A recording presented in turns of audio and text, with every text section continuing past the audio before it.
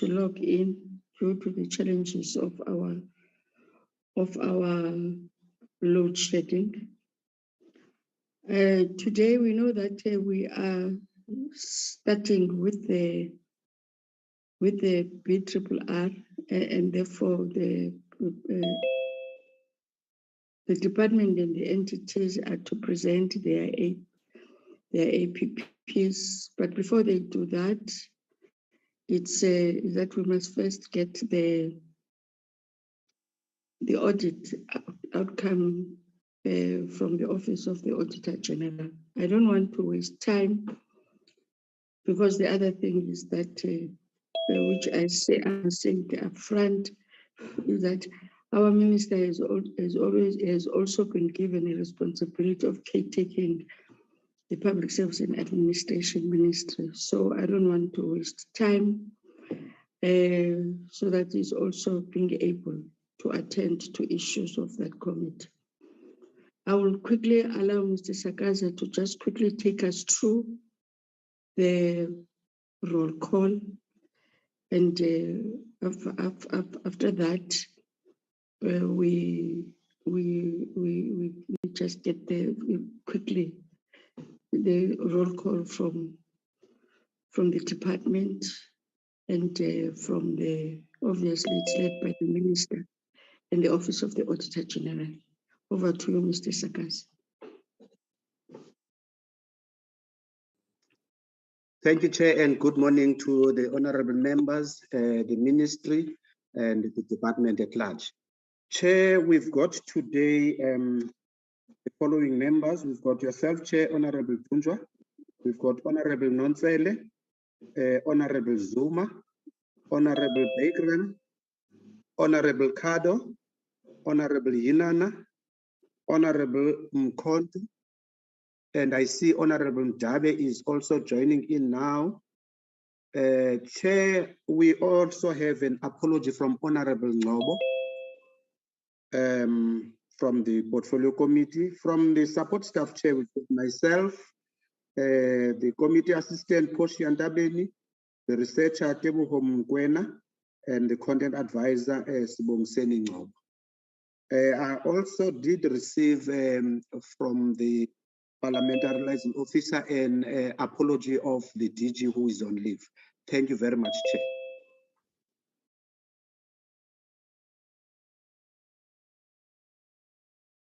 Whoever is acting on behalf of who's the acting DG, can you also quickly take us through the delegation? Oh, Chair, sorry, I was told it's Mr. Maruping, the Commissioner, is acting DG, Chair. Thank you, Chair. Mr. Maruping, acting DG, quickly take us through. We see the Minister is here and the Deputy Minister. Welcome them, and then please take us through the staff, the support staff.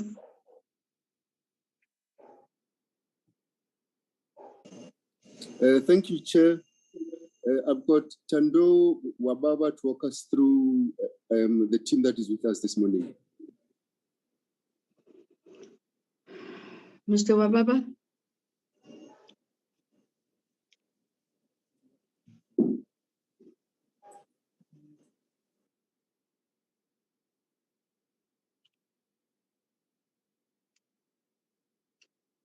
Mr. Wababa.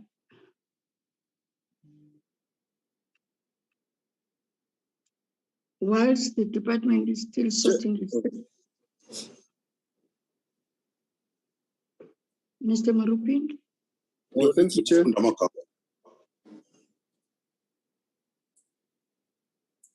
I hear the Minister was about to talk. It's fine, Chair. No, Fundamakama, Chief, Fundamakama. Thank you, Chair. Yes, good morning, committee members and Chair. Good morning, Minister and Deputy Minister. Chair, I just want to indicate that we have a team from the ministry. In the ministry, we have from the Deputy Ministry, we have Zandi Mweli is here with us. We also have the advisor of the Minister, We also have the Deputy Minister with us and the Minister. And we also have Justice Lee Fularo from Productivity SA. We have Cameroon Murajane from CCMA. I'm trying to check if I can see Lisa in the group. And we also have Lisa from Nedlac, Chair. Thank you very much.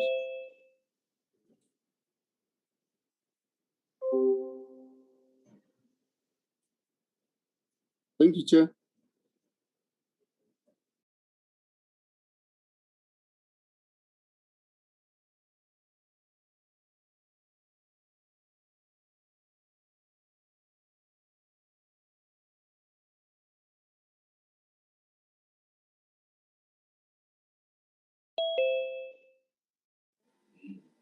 Chair ulahlekile.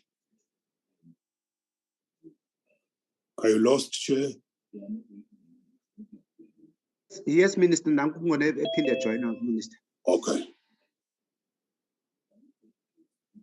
Sorry for that. I don't know what happened to my. Can we quickly have a from the Office of the Auditor General?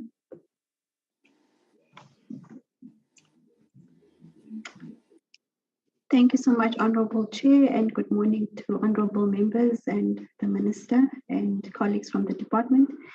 I am Michelle Markerman. I'm the Deputy Business Executive from the Office of the Auditor-General. Kabuko Mape won't be able to attend. We have parallel sessions, so I'll be leading the delegation for today.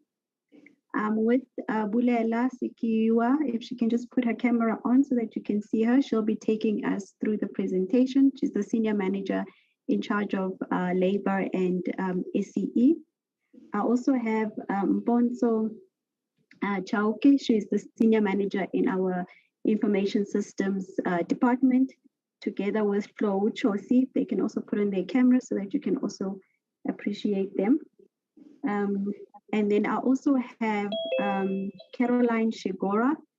She's the partner from Nexia SABNT. They are in charge of the Productivity SA audit, which is a Section 43 audit, so it's not conducted by the Auditor-General, but we also will touch on the outcomes of the audits in our presentation. And then we also have Leseja Makamete. He is the liaison officer between Parliament as well as the Office of the Auditor-General. That's all the delegation from my side, Chair. Thank you. No, thank you very much. Thank you very much, Mr. Michelle. We will now just give over to allow the Minister to just give us an overview. I hope he's still around. Yes, I'm around, Chair. I'm going to be around, but I'll be on and off and say to you, Honorable Chair and the members, the Deputy Minister, the Acting DG and the senior management, and the leadership of our entities, the Office of the Auditor-General, and ladies and gentlemen. Let me indicate that the DG is not on leave.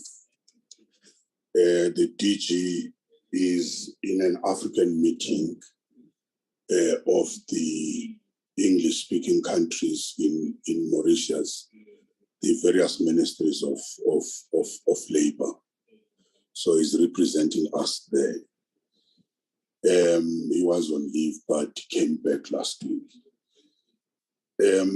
Chairperson, let me start by saying that we came to this meeting responding to the invitation from the Portfolio Committee. And Chair, you have invited us because of the 9th of September 2022, where we tabled the audited 2021-22 final reports of the Department of Employment and Labor, the CCMA, Nedlac, and Productivity South Africa, as instructed by the Public Finance Management.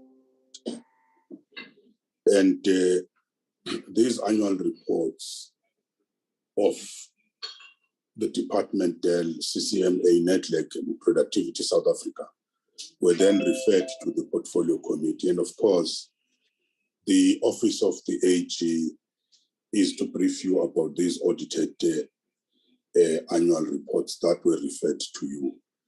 Next week or shortly, you will be having before you the Department of Labour to brief you about the 21-22 annual report and also respond to some of the questions pertaining some of the entities. And Chair would have clearly wished to table all the annual reports to Parliament on or before the 30th September 2022. And Chair, on the 28th September 2022, we brought to this portfolio committee the compensation fund and the UAF, where you engage the two funds on their 2020-21 audited outcomes, which in the case of the UIF, it's a qualified audit opinion with findings. And in the case of the compensation fund, it's a disclaimer. These two funds must work hard to ensure that they improve the situation. Previously, we did share with the committee the interventions that we have employed to change the situation. We told this committee about the deployment of the highly skilled and qualified personnel that are currently busy working in the compensation fund and the UIF with their financial systems, both to address the audit findings and to tackle the underlying historic systemic challenges. Again, as per the instructions of the PFMA, I've written the explanation letters to the Parliament presiding officers, indicating to them the reasons why the compensation fund and the UIF could not table their 2021-22 annual reports. The two funds are still sitting with the perennial challenge of unlisted investments that have year ends that are not the 31st of March. The funds are unable to obtain this PFMA compliant audited financial statements from the investees as they use the Companies Act for their auditing processes. Consequently, the funds are unable to prepare on time and submit on the due date, which is the 31st May to the AG. Chairperson and committee members, I need to flag that the investments made by the PIC on behalf of the UIF portfolio, which stood at 160 billion in March 2020, played a crucial role when the country was placed under the strict lockdown in response to the COVID-19 pandemic. And through the COVID-19 terrorist intervention, about 61 billion was paid as a wage support to more than 250,000 employers, resulting in the relief to more than 5 million workers, their families and communities in every corner of this country. The portfolio committee has shown, this portfolio has shown resilience as it has bounced back from around 100 billion last year to the current 115 billion.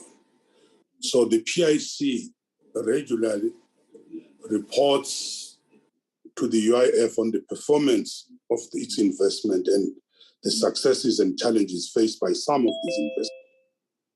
And as such, we have been informed of the problems arising from the investments in the bounty brands. And this was widely reported in the public media. The department remains very much concerned about the alleged malfeasance in the bounty brands. The UIF understands that the PIC has instituted investigations into these bounty brands investment, as well as other unlisted investment where similar issues were picked up. The UIF commissioner, together with the chairperson of the UIF advisory board, have met the PIC leadership and the PIC board chairperson, who is the Deputy Minister of Finance, to discuss the latest developments pertaining to the challenges within this investment.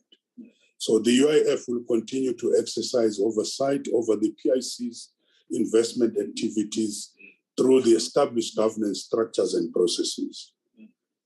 The challenges at Bounty Brands do not reflect the performance of the UIF's overall investment portfolio, which has remained sustainable during the difficult global and economic conditions in the recent years, including the COVID-19 pandemic.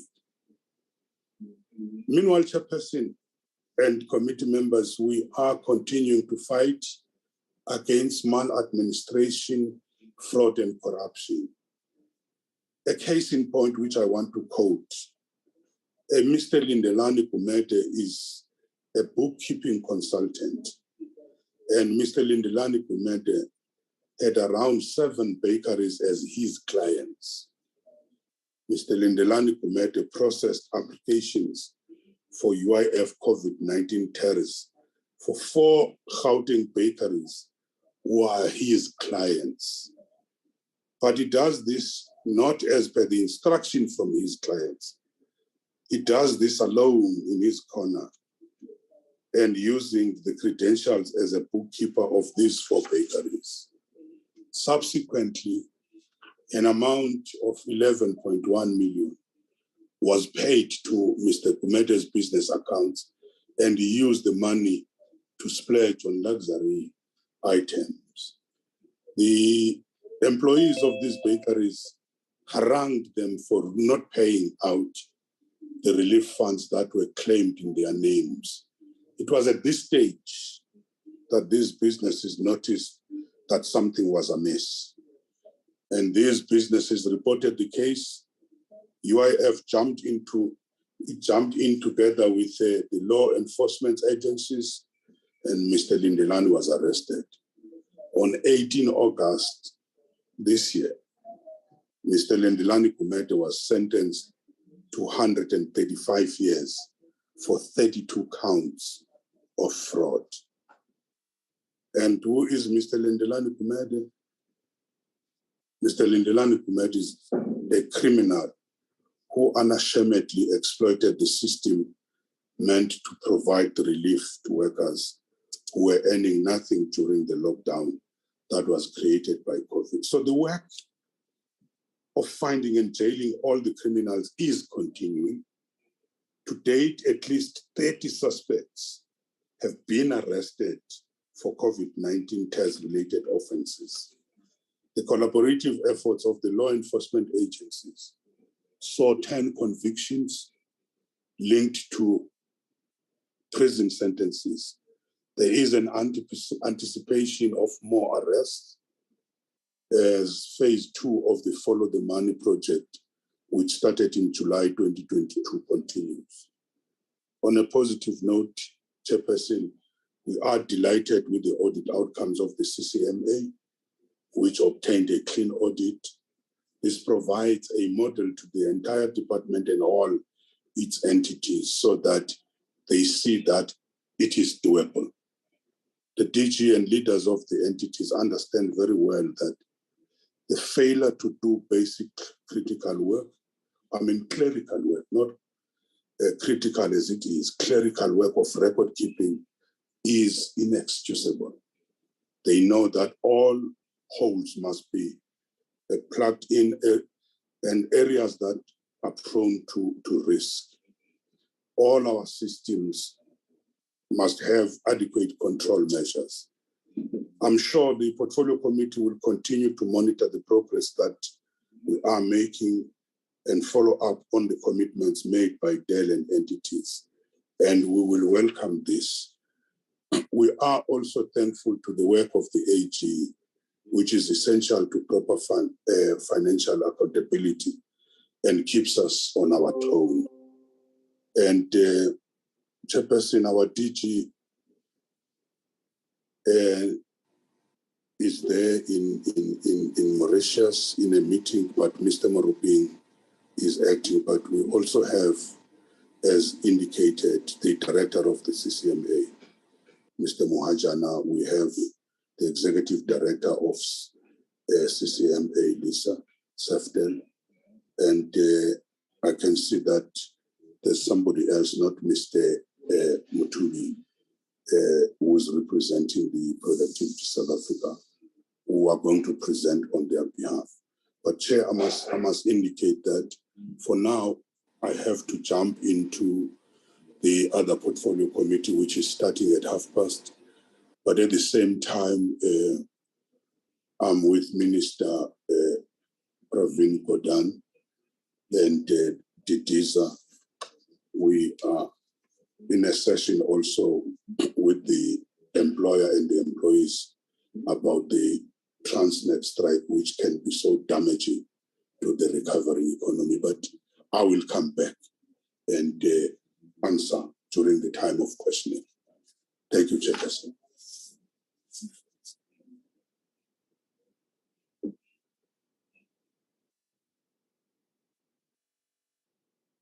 Thank you, Honorable Minister. Thank you very much. It's just unfortunate that you are to be between two committees, but I think members have heard what you have outlined in your brief overview, as we will then be getting a presentation from the Office of the Auditor-General. We will obviously members will have questions. And yeah, I hope at the time of questions and responses, you will be around. But you do have a deputy minister who is here. Having said that, because I don't want us to waste time, as much as we all know, members, that this week is committee week, so we will.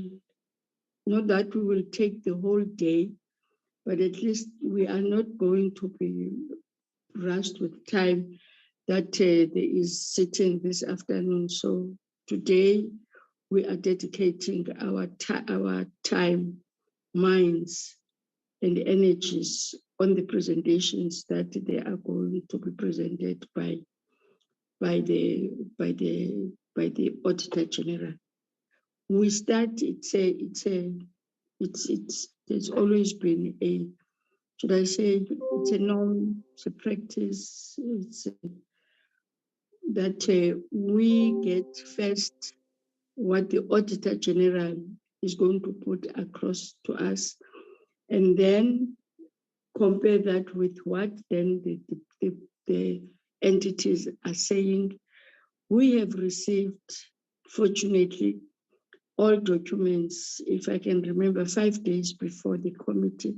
So at least I do think that we have dedicated our time. We will ask questions. And yeah, what is important is that we are to ask questions, but we must also come with solutions, propose solutions to the department, to the entities of the department on how to move forward in terms of the issues that have been outlined by the Office of the Auditor General. Having said that, Michelle, I will hand over to you for the presentation. I will switch off. I've switched off my video on my side precisely because of the network. But if your network is fine, in fact, that's what we appreciate, is that we see the face of the presenter. Thank you very much. Over to you. But before that,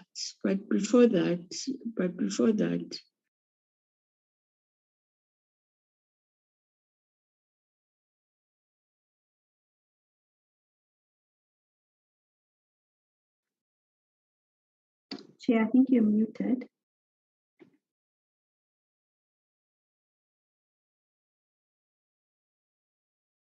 oh, sorry. before you, we welcome Honorable Faiz Jacobs, who always visit us. I'm sure checking how we're doing things. Is very passionate on labor matters. I don't know, Mr. Sekaza, whether outside the Office of the Auditor General and the department, I see there's PMG. I hope we don't have other people that are coming up. If they are, they will indicate. But they must know that they are not to ask questions. They are here just to listen. And yeah, because Parliament committees are of public domain. Otherwise, Michelle, I'll hand over to you. Thank you, Chair. I will be sharing the presentation with Bulelwa. Actually, she'll take through most of the presentation. I just wanted to touch on the first two slides, that we are a constitutional institution, and we exist to strengthen our country's democracy by enabling oversight, accountability, and governance. And this is the key process that we take to heart, because this is where we give you the outcomes, give you some of the recommendations, and also share with you some of the insights that we observed during the audit. On the next slide, Chair and honorable members, we have a new strategy. We call it Culture Shift 2030. And here we are also advocating for the importance of the role of everybody, that everybody needs to play in the accountability ecosystem. And we've just put together what is the ecosystem in which we are all operating in. And if we're looking at where we say the portfolio and we look at the officials, here we are saying that if the officials and senior management do their daily activities, implement their daily controls, do their functions on a daily basis, and if the accounting officer and accounting authorities review and check and make sure that there are controls in place as required by the PFMA, and the executive authority also plays an oversight, and most importantly as well, that internal audit also does their reviews as they're required, check that the controls that are in place are effective and efficient, and also audit committee playing their role. That when the audit process also comes in, because we do come in fairly at the end of a process, then it was just for us to check, also to just check that the process is what it is what was implemented, and everybody does their job. And then on the other part, we're saying that there are oversight structures and support structures that also play a role in making sure that their accountability is being held. And from our side as the Auditor General, we not only do we then audit, we also have our PAA Act, where we also enforce. And you'll see when we present that some of the material irregularities that we've highlighted in some of the entities, which is part of our enforcement. So this is our accountability ecosystem. You'll see this even in our general report, where we are advocating that let's all do our job, let's all hold each other accountable, and I'm sure that then we can influence the better life of our citizens. I thought, let me share that with you before we go into the audit outcomes. Bulelwa, you can take over from here. Thank you very much, Michelle, and good morning, Honorable Chair and Honorable members. As Michelle indicated, I'll be taking you through the audit outcomes, and because of the network check, can I also request that I don't switch on my video in case it disturbs that presentation. The note I'd like to make here, Chair, before I go in, is that this analysis that you're going to be seeing now in this picture and the next few slides does not include productivity SA. We have a separate presentation right at the end for that. So this analysis will focus on the 6 auditees, which is the department, UIF, CF, Nedlac, SEE, and CCMA. So that's why you'll see the number of auditees being 6 in total here. Starting from the left side of this pictorial, we are just showing the journey of the portfolio for a period of 5 years, just to see how we've been doing as a portfolio. And we are happy to say for the first time in many years, we now have a clean audit, as the minister has indicated. CCMA has shown the portfolio that this thing is doable. And what this really means is that CCMA has managed to listen to the recommendations that were made over the years. They've attended to the root causes, and they were able to maintain a sound control environment throughout the year. I'm saying this because it makes a difference as to when the controls are actually implemented. So the portfolio needs to adopt a culture where controls are actually implemented throughout the year, not towards the end of the year. So when we move to the second category, which is the category there where CCMA was for a number of years as well, before moving to the clean audit this year. And this category is unqualified with findings. Here we have a group of auditees that either had material errors in the financial statements, they corrected them, and then that led to a non-compliance, or the auditees had material errors in the annual performance report, or they had other material non-compliances across the compliance areas. It can be on SCM, it can be on consequence management. Any non-compliance that is considered material would lead to the auditee falling under this category. So in this category, Chair, we have currently Dell and Nedlac. And to notice that these two auditees have been part of this category for a number of years now, meaning the audit outcomes are actually stagnant for these two. Then when you move to the third category, where we also have seen a stagnation, we currently have SEE remaining in that category. And what it means is that SEE had material errors in the financial statements. Some of them were corrected, but others were not corrected. So as it stands, the financial statements that were produced by SEE and submitted for audit still have material errors in them, which is why they were qualified. We'll note the number has reduced a bit from 2021 and 2022 in that category. The main reason for that is that in the prior year, we have an audit outcome for UIF, which was part of that category, but because now the audit is outstanding in the current year, due to the non-submission of the financial statements, UIF is actually now under the outstanding audits with CF, which is the last category of this picture.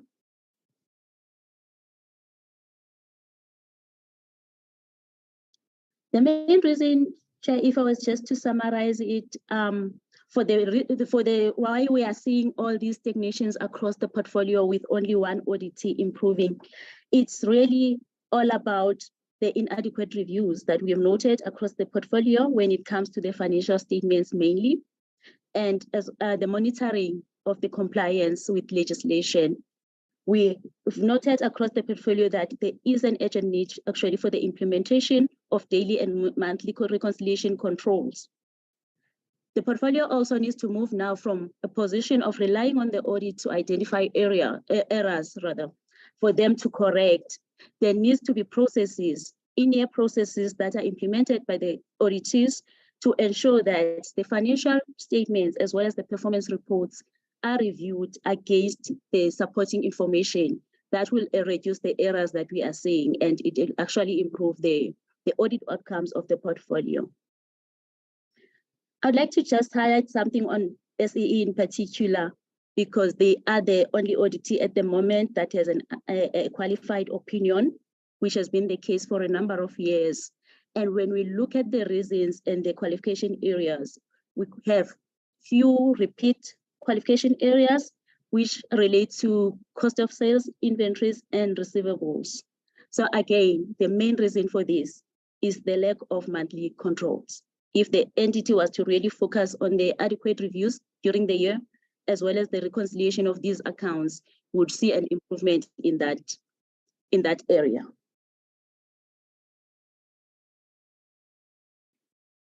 The next section of my presentation now, Chair, will just zoom into the financial area in financial management, as well as the compliance with legislation, which is two of the areas that affect the audit opinion. We know our opinion is affected by three areas, which is the financial management, the compliance, as well as performance. So I will first touch on the financial side of it. Looking at this picture, we can note that the portfolio is doing very well in most areas, mainly record keeping, where we only have SEE as concerning. But what is of note here is that SEE and labor seem to be having challenges in all the areas. And then the portfolio needs to focus on those to support and make sure that they improve this picture for the portfolio at large. CCMA, we're happy again to indicate that there were no control deficiencies noted, which we could recommend the entity for.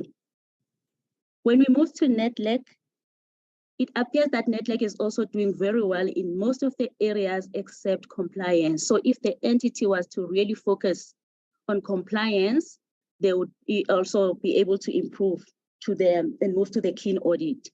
The main challenges that we noted on Nedlac, which led to the compliance area being assessed as concerning, mainly relates to the material errors that were in the financial statements, but because they corrected them, that then led to the non-compliance and not a qualification in the financial statements. They also had a non-compliance relating to the prevention of irregular and fruitless and wasteful expenditure. So the focus for that entity needs to move to that area to ensure that we see an improvement in the overall audit outcome. On the other hand, we have labor, who has control deficiencies in most areas, actually almost all of them except for the record keeping. Similar to Nedlac, when we analyze the issues that labor has been having over the years, they are not technical at all, or they are not difficult to even address or correct for the future. All management needs to do is to just pay attention to the financial information that's being reported and the monitoring and prevention of irregular expenditure throughout the years. You will note as we go down to compliance that labor seems to be having a lot of non-compliance areas compared to the other auditors within the portfolio. So there needs to be attention within the department when it comes to that area as well. To close this part, Chair, to highlight our biggest concern for the portfolio at large as well is SEE, which has remained qualified for more than 4 years now. And the challenges that we are seeing are purely because of the same reason, which is the review of the financial statements and the lack of the monthly controls. We urge management, we did have engagements with management, emphasizing the importance of maintaining reliable financial information throughout the year so that these processes are not left for late in the year where now they are just too much to correct when the financial statements are actually being prepared. So all these control deficiencies that we noted at SEE are the reason that SEE was qualified on cost of sales. Just to give some detail on that, on cost of sales, the main issue was that for the entity to determine what it costs to actually produce the items that they are selling, they need to allocate labor costs, that is the time that it takes to produce those. So that is the one area that SEE had challenges with in the current year, where rates were used for the labor time. Part of it, where the rates were in the prior years, there was no supporting evidence to show how these rates were determined for us to be able to confirm whether these rates are reasonable or not, which is why then we have that repeat qualification in that area. And it also affected the costing of the inventory, the value of the inventory as well. The next area that was qualified is on receivables. And the only challenge there was that we could not confirm the amounts that were being disclosed by SEE as receivables from the customers. That was after we had obtained confirmations from the customers, and we had even tried to reperform the reconciliation, moving from the source documents, which would be your invoices, your payments made by the customers to get to the closing balance, we still could not get the figures that were disclosed by SEE, and management was unable to clear those differences, which is why we qualified in that area. And mainly what is needed there, management needs to follow up on customers on a monthly basis. They need to reconcile the accounts on a monthly basis. When we get to the payables, it's a similar problem as the receivables. The main challenge that SEE has in that area is the reconciliations. Here we had instances where a customer would have made payments in relation to an order, but those payments were not allocated to the customer accounts. So SEE would end up having the same data appearing as a receivable and the same customer appearing as a payable, instead of reconciling the two and disclosing the correct outstanding balance. They would put the same amount as receivable and payable. So again, we can't overemphasize the importance of monthly controls. That process cannot be done at year-end. It needs to be embedded in the process, the monthly processes, the daily processes of the entity. And lastly, Chair, we had an issue relating to the operating expenses. Here is not an area that we expect to see coming back in the next few years, especially if management pays attention to the corrections that they make and the transactions that they process. Here we had an instance where we had audited operating expenses in the prior and current year. We were fine with the figures. We agreed with the figures that were there. But as management was making adjustments relating to the issues that we're raising towards the end of the audit, they made an adjustment to the amounts that we had confirmed were fine, and we could not then determine or confirm whether this adjustment was valid or not. Hence, we had a qualification because as the financial stands now, there's an amount that was adjusted there and we don't know what it is and what are the reasons for the adjustment. To close it up, Chair, in terms of the impact, these concerns need to be addressed across the portfolio. And like I said, the main thing here is the reviews and the monthly controls that need to be implemented throughout the year. And of concern again is the fact that we come at the end, as Michelle indicated. So if we are to identify all these issues at the end, it means the financial reports that were produced throughout the years, throughout the months, which were used by the oversight structures, which were used by management, as well as the accounting officers and authorities to make decisions or to even guide these auditees, were actually not reliable. So these monthly controls that we are emphasizing for management to implement will not just assist with the audit outcome, they will also be assisting the oversight structures that use this information to make decisions and guide the auditees better.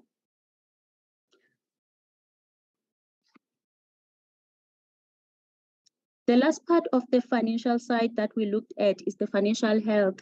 Here, Chair, we are just highlighting the key factors in the financial health analysis. This is basically based on the amounts that are disclosed in the financial statements of the auditees. Starting on the revenue side, of our concern here is the fact that the average debt collection for the portfolio is quite high, as it's sitting at 356.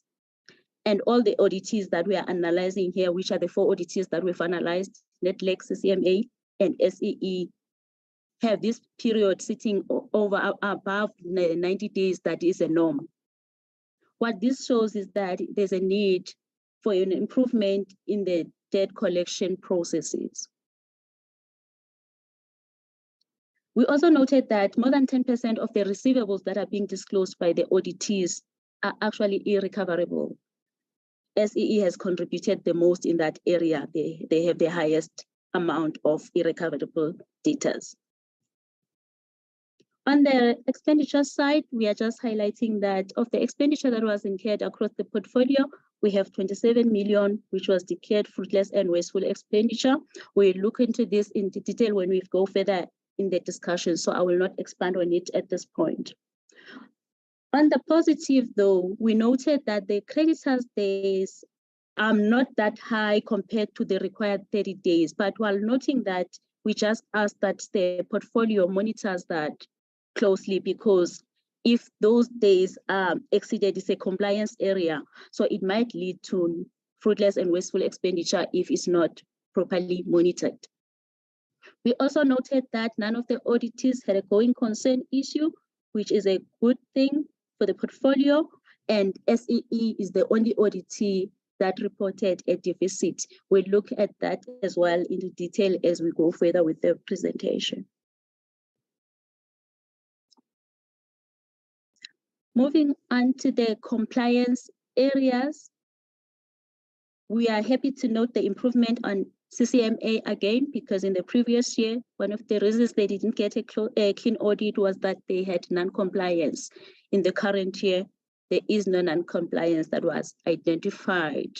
The rest of the auditees remained where they were last year, though we have noted with concern that we have a number of repeat non-compliance areas, while other auditors even added new compliance areas, which means then the portfolio is not doing enough to address this area.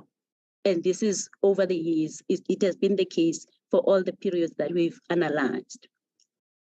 Just to highlight the key common areas that we noted across the portfolio, meaning they affected 2 or more auditees. On procurement and contract management, we had non-compliance for labor and SEE. That will be expanded on in the next slide. So I will just highlight it like that for now. Then on the quality of the financial statements, this is as a result of all the errors and the control deficiencies that I've highlighted to say these 3 auditees, which is Dell, Nedlac, and SEE, had material errors in the financial statements that they submitted for audit. The department and Nedlac were able to correct, but when they correct the financials, then we are able to say the opinion is unqualified, but the non-compliance with the PFMA will remain because they are required to produce financial statements that fully comply with the accounting frameworks. So which is why then we'll have this qualification, this quality of financial statements under compliance. For SEE, on the other hand, we had a combination of errors as well as instances where supporting documents could not be provided, which is what I was highlighting in relation to cost of sales and inventory. When it comes to the prevention of irregular, fruitless, and wasteful expenditure, it still remains a concern for us, Chair, as we've been highlighting it even over the years. There seems to be no improvement in that area, as we still have 3 auditees that have a non-compliance there. You will note as we go down, we're going to analyze that further. On consequence management, which is a repeat non-compliance as well for labor and SEE, we have quite a number of instances where investigations are not done in relation to fruitless and wasteful expenditure as well as irregular. And the main reason we are getting here from management is the issue of capacity when it comes to the investigation unit. But we do urge the department to attend to it because this area is as important as the rest of the areas. Even if the department and SEE were to correct everything, if this area is still not addressed, we will not see an improvement in the overall audit outcome. Going back to the procurement and contract management, which I said I will expand on it later in relation to SEE, the main issue here was that for labor, there were 2 IT-related contracts that were awarded in the current year, just towards the end of the financial year, where IT-related goods were not procured through CETA.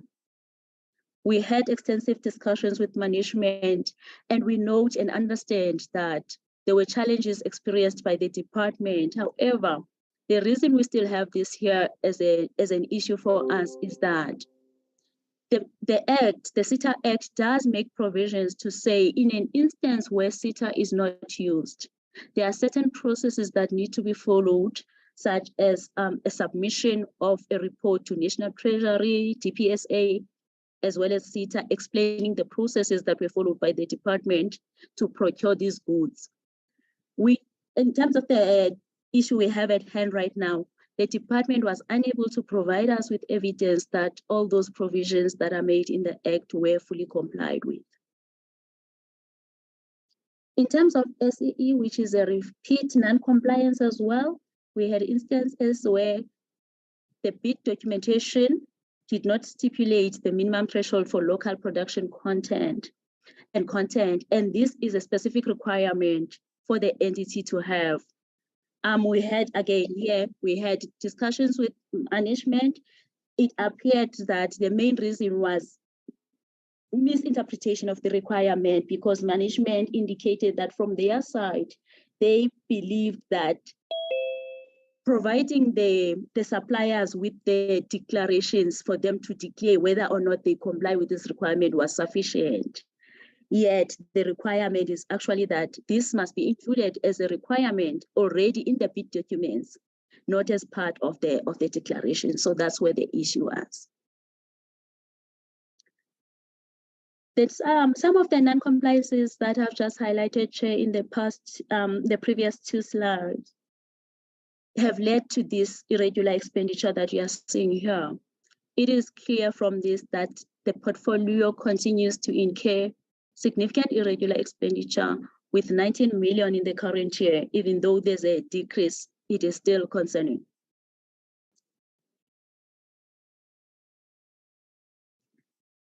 As you can see, Chair, 99% of this, which is the 18.8 million, relates to the department. We will expand on it later on, but the main issue here related to an IT contract where services were procured without approval by the BAC. The department already had an existing contract with the same supplier, but for different services. So when they procured additional services, they did not go back to the approval process to be followed to get to that award. Hence, this was reported as irregular. It was identified by the department itself. The other auditors, Chair, I will just summarize because they actually contribute less than $1 million into the 19 million that we are seeing. But when you look at the reasons that they have as well, it shows that the department, the portfolio and the department and entities, basically, they need to adopt a culture of preventing this irregular expenditure. Because looking at these reasons, as much as these amounts are small, they can easily be significant in the next year because it appears that there is tolerance of non-compliance when it comes to the SCM processes. Just to highlight again here, Chair, the figures that you are seeing here, you might not be able to trace them directly to the financial statements because we have rounded them off, but they are disclosed in the financial statements. I can just highlight them. For SEE, the actual irregular expenditure is 357,000 rands. For CCMA is 47,000 rands.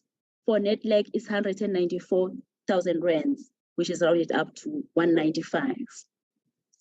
So, Chair, in closing for this, we are saying as much as labor appears to be the only one which is significantly contributing to this, we do highlight this, that if this non-compliance is not addressed or monitored, the portfolio might actually regress as a whole because it can easily be material. The portfolio might also miss opportunities to contribute to the SMEs because the issues that we are highlighting here are issues like quotations not being obtained, awards not being made to the highest scoring bidder. Then it means in the process, there are certain entities or service providers that are being disadvantaged. So as much as this is not material, it needs some focus in that area. And if this continues as well, we'll continue to see inadequate contract management. And the organizations may actually miss the opportunity to benefit from the competitive prices that are available out there because they'll be taking just one quotation instead of assessing the market. They will also end up paying more because they are not awarding to the highest scoring bidders. So we do highlight the need for this to be attended to, Chair. Then when it comes to the consequence management, which is as a result of the previous slide as well, as you see, we have our irregular expenditure closing balances sitting way above 100 million in each of the 4 years that we've analyzed.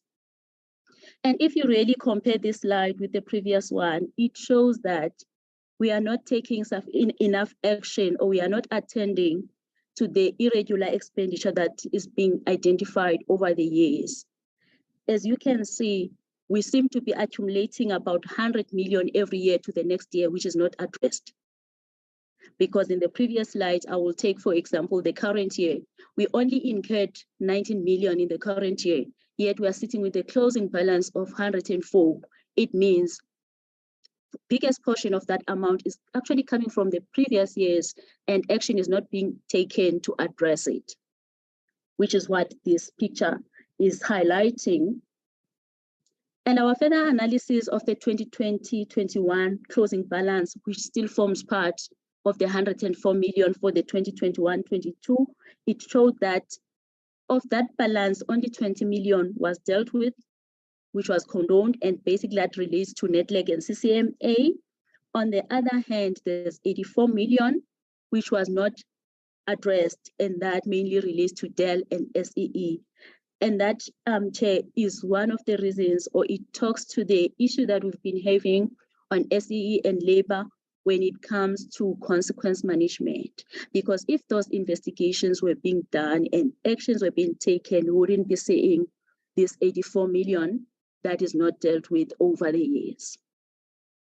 The reason for this that we get mainly, like I indicated, is that some of these investigations are taking time and some have not been started due to capacity issues. So we would like to highlight and encourage the department to attend to that area, because it does affect the overall audit opinion as well.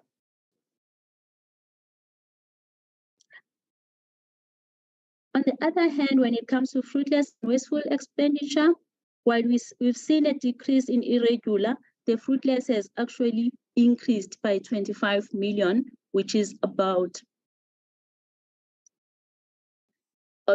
25 million, which 23 million of that related to the SAP HANA contract, which we'll analyze further as we go down. So we've seen more than 90% increase in that area, which is really a concern. And again, like irregular expenditure, labor seems to be the biggest contributor here.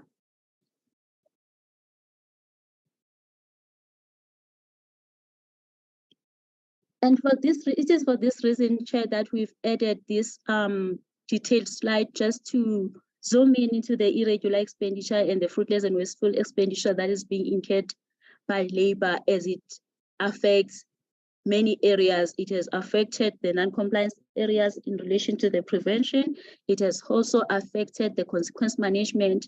And now it is also affecting the picture for the portfolio as a whole, as you can see that labor is contributing more than 96% to these two areas. So what we are seeing here is that over the years, each and every year, labor does have irregular, as much as we are seeing some of the years being lower than the others. But it is a concern that with this picture that shows that every year there is non-compliance in these areas, there is not much that is being done to prevent this irregular. So to address this, we had a look at the APP as we're analyzing. And what we noted is that as it stands, the department has a target in its APP, which requires management to detect and report fruitless and wasteful expenditure as instead of preventing it. So we are highlighting here, this is not an audit finding, Chair. What we are highlighting is that there is an opportunity, or maybe there is a need for the department to look into having a target instead of preventing this irregular and fruitless and wasteful expenditure. And that will ensure compliance with the PFMA, because the PFMA does not require reporting of this, it rather requires the prevention thereof. This will also then talk to the consequence management, where we are also highlighting that the department should also consider having a target to track the investigations, because that will then even enable all the oversight structures as well as the accounting officer to keep track of where these investigations are, even for the department at large to be able to measure their performance when it comes to these investigations.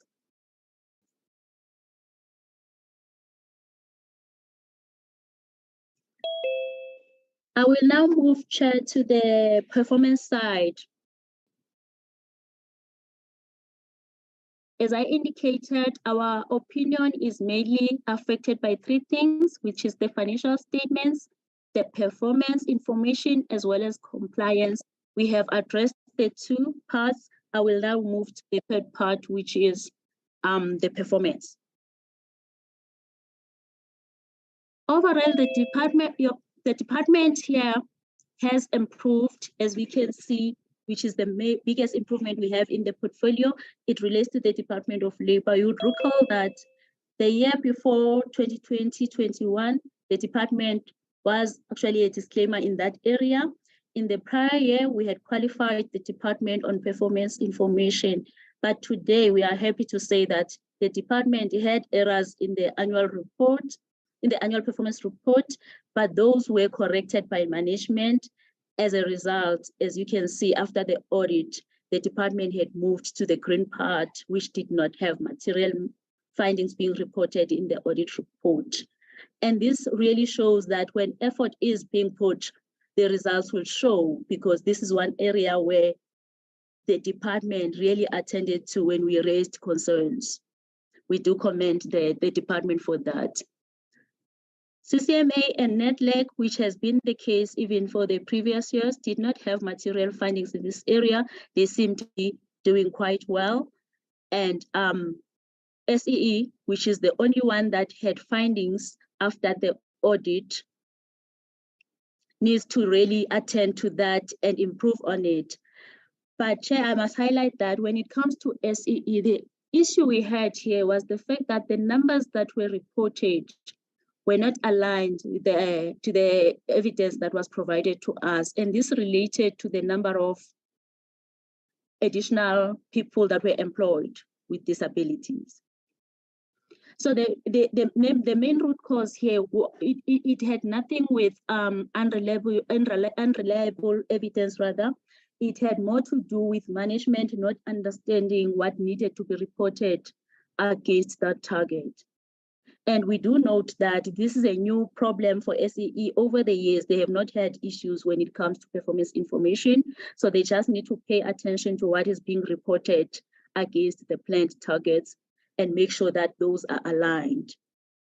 The reason it was is still remaining as a qualification is that even when management was given an opportunity to address the issues, there were still misstatements or errors that were noted when we did a re-audit on this area.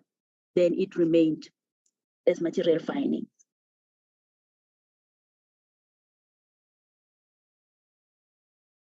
The last part of the performance, we are just zooming into the performance of the portfolio against the planned targets. And again, the portfolio seems to be doing quite well when it comes to performance information. As we can see, majority of the targets, of the planned targets were met, with CCMA achieving all their targets, which is not a new thing. Again, they did it in the previous year. SEE only had one target that was not met, and that related to the sales revenue, which we're gonna unpack further, because over and above the audit outcomes, we try to look into the areas where we can assist the entity or the auditors to highlight opportunities that they can explore to improve their situation. Then when it comes to labor, they had 6 targets that were not met, and these were across all the programs. We had program 1, 2, 3, and 4 of the portfolio. Then when it comes to Nedlac, they only had 5 targets out of 15 that were not met, and these related to program 1, 2, and 3. So we do commend the portfolio for attending and ensuring that this area at least is doing well, service delivery is happening, and all the planned targets are being attended to. But we do highlight though that as much as this is not a concern at this point or a big concern, we highlight that the portfolio needs to pay attention to it, because if it's not addressed, it can affect the portfolio's journey, the strategic journey of the portfolio. It can affect service delivery. As now specific to labor, it can even affect the other entities, because we know that UIF and CF rely on labor when it comes to the inspections. So labor needs to pay attention to that area as well. That then concludes the three parts that affected the audit opinion, Chair, which is the financial, compliance, as well as performance reporting. The next section then we look into the ICT environment for labor specifically, as we know that labor in the whole portfolio has the biggest project, which is in progress at the moment, relating to the SAP HANA implementation. In this slide, we're basically showing the journey of this project, which started in 2017 with the signing of the SAP contract for software licenses and support. The initial planned completion date was 2020, but as we are here today, the project is still in progress. It has not been concluded.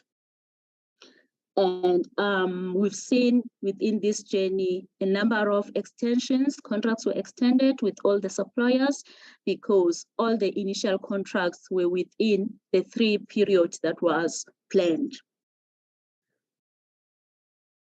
The key things to take away from this journey, Chair, is that this project has long passed its original completion date, and the implementation, when we concluded the audit, was still in progress, with extensions that are going beyond the 2022-23 financial year.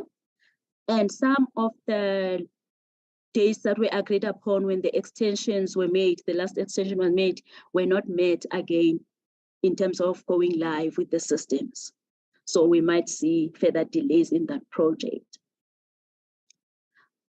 When we looked into this area, Chair, we noted that the issues that contributed to these delays come as far back as the planning stage of this project. So it's not just the implementation, but we continue to see challenges with the implementation as well. Like I've said, even now, to say, even the new dates that were agreed upon are not being met. So it shows that there are still gaps that need to be attended to in the implementation phase. Just going back to the planning issues, if you look at the period between the 2017 and the 2018, already we had a delay there, where the service provider that was supposed to implement the actual project was appointed about 2 years later than the purchase of the software licenses. I'm mentioning this, Chair, because it will fit into the next presentations, which will highlight the contribution of this IT project to the fruitless and wasteful expenditure that we have today. So as during the implementation stage, we also noted that after the appointment of the implementing agent, there were further delays leading to the actual start of the implementation, which then required already, when the contract started or the project started, there were extensions that needed to be done, because there was no way then the project will still be finished within the remaining period of time. So some of these contracts, Chair, have led to irregular expenditure that you've seen over the years. They have also contributed to the fruitless and wasteful expenditure increase that I highlighted of 23 million in the current year. So we are highlighting this because attention needs to be given to it. As we said, the project is still continuing, so there needs to be processes in place to ensure that we don't incur further irregular or fruitless and wasteful expenditure as far as this project is concerned. Members will recall that we've been raising concerns in relation to this project over the years. And last year, we reported potential fruitless and wasteful expenditure. What is different this year is that certain processes that were pending in the previous years were actually concluded and certain stages had passed.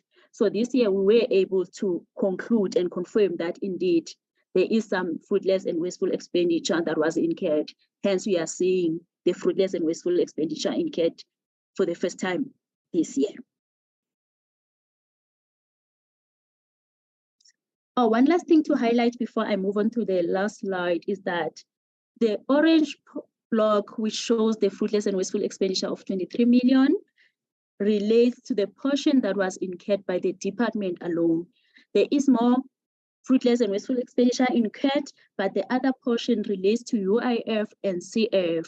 But because these audits are outstanding, we don't have the financial statements. We are unable to quantify and confirm the amount that was incurred by these two entities. So the committee will get an update once the audit for these two entities have been concluded and finalized. So some of these control deficiencies that I've highlighted within the SAP HANA project are also highlighted here. So I will just try to summarize these issues that we noted as well on the environment in its entirety, because there was other work outside the SAP HANA project that was done during the audit. Starting with the governance side, Chair, we have two main concerns this side. One being the fact that there was no ICT strategic plan in place to inform or guide the IT projects. The last 4 paragraphs in this slide under IT governance all relate to the SAP HANA project. So to summarize them, the key issues there is that because of all the delays and the issues that I've highlighted in the previous slide, we had payments that were made in relation to license types that were either not utilized or underutilized by the department and the entities. These payments related to the actual payments for licenses as well as maintenance and support. We also noted that despite all the delays and the issues that we've highlighted and we've been raising over the years, we still noted that the department still does not have adequate controls in place to mitigate the potential delivery risks that are already showing in terms of this project, even for the going forward, to say there is a risk that there might be further delays. So as we did the audit, we tried to see whether the department now has adequate controls in place to mitigate these risks. We've seen that these are not in place. Lastly, in this part, Chair, we have fruitless and wasteful expenditure as well that was incurred in relation to the implementation of the SAP ECC system, which is a legacy system. And that, again, is mainly because of poor planning and decision-making in the process. When you move to the security management, we had 2 issues there. The first issue being that there is no approved information security incident management policy. We also noted a few control deficiencies, Chair, in relation to security management, which were highlighted to management, and some of them are repeat issues. So we do urge the department to attend to them. Then on change management, the only issue we noted there was that the audit logs were not enabled on the AGSA system. As a result, the department was not implementing the controls of extracting these reports and evaluating the changes that are made on this application system. Then lastly, on the security, on the service continuity rather, we noted that there is no disaster recovery plan, and this affects the department and its entities. This is a repeat issue, Chair, like a number of them in this area. They're actually repeat findings. So we urge the department to say, in relation to the ICT contracts, which were not in line with the requirements of the legislation, which led to the irregular and fruitless. As we're engaging with management, the main reason we're getting related to the instabilities in the ICT department, as well as the key vacant positions that were not being filled on time. So we do request that, as we've seen now, that these ICT environment issues are actually contributing a lot to the issues that the department has, and it's also affecting now UIF and CF.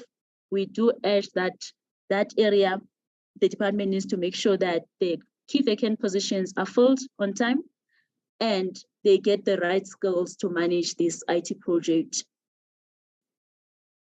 Then when it comes to the service delivery by the service providers in relation to the IT contracts, we do urge the department to start enforcing the non-performance and penalty measures. And this goes for all contracts, not just the IT contracts, because once that culture is inherent in terms of the processes, then we'll see all these issues being addressed on time as well. And lastly, the department needs to prioritize the disaster recovery plan because it is quite key for business for both the entities and the department. I will not spend much time on this slide, Chair. It just summarizes what I've indicated to say when you look at the irregular and the fruitless and wasteful expenditure that we have for the department. The biggest contributor here is the ICT environment. On irregular, it makes up 79%, while on fruitless, it makes up 82%. So again, the department needs to really pay attention to these IT contracts because they have a potential of making this picture to even look worse in the upcoming years if it's not well managed. I will now move to material irregularities, which will be covered in the next 3 slides, Chair. In the current year, we had labor, CF, and UIF being selected for implementation of the MI process. You'll recall that CF and UIF were also implementing in the previous years. So the additional one was labor in the current year. And this implementation was on the full definition of the MI as explained in the green block. On the right side of this slide, we're just highlighting the 3 steps. It's just a reminder of the 3 steps that our mandate allows us to take should the accounting authority or officer not deal with the material irregularities that we've raised. The first step basically is to refer the MI to a public body. Or secondly, we can include recommendations in the audit report. And if these are not being implemented, we can then take a binding remedial action. And lastly, we can issue a certificate of debt if the remedial action is not implemented. I will come back to this in slide 25 when we look at the roles and responsibilities of the different role players in the process. Before I go there, I'll just highlight the 2 MIs that we've had in the portfolio in the prior and current year, or both issues relate to CF. We don't have any for UIF and labor at this moment. The first MI that we have, which has been resolved, relates to an overpayment that was made to a medical service provider. Following the notification and the engagements that we've had with the fund, all the funds were recovered by the accounting authority. And we've noted that the system that allowed the non-compliance to happen, meaning the overpayment to happen, was changed. This was done in order to ensure that the error does not recur. But again, to note, and for the fund to note as well, is that they also need, with that, they also need to enhance the manual controls because there's still manual intervention in this process. We also, when it comes to consequence management, Chair, we've noted that there were attempts that were made by the fund to implement consequence management, but it was a challenge because some of the employees were no longer employed by the fund and others were already reported as deceased. We didn't just to get the portfolio some comfort, the committee some comfort, we didn't just rely on management's assertions here. We did go through evidence to corroborate and we were fine. We're happy that this MI has been resolved. When it comes to the second one, which has not yet been resolved, it mainly relates to payments that were not made by the fund within a 75-day period, which was ordered by the court. And as a result of this, the fund was charged interest by the service provider. At the moment, this matter is with the Supreme Court of Appeal. This follows an appeal that was made by the service provider. And as a result of this appeal, the investigations and disciplinary processes have been put on hold by the fund pending the court's ruling on this matter.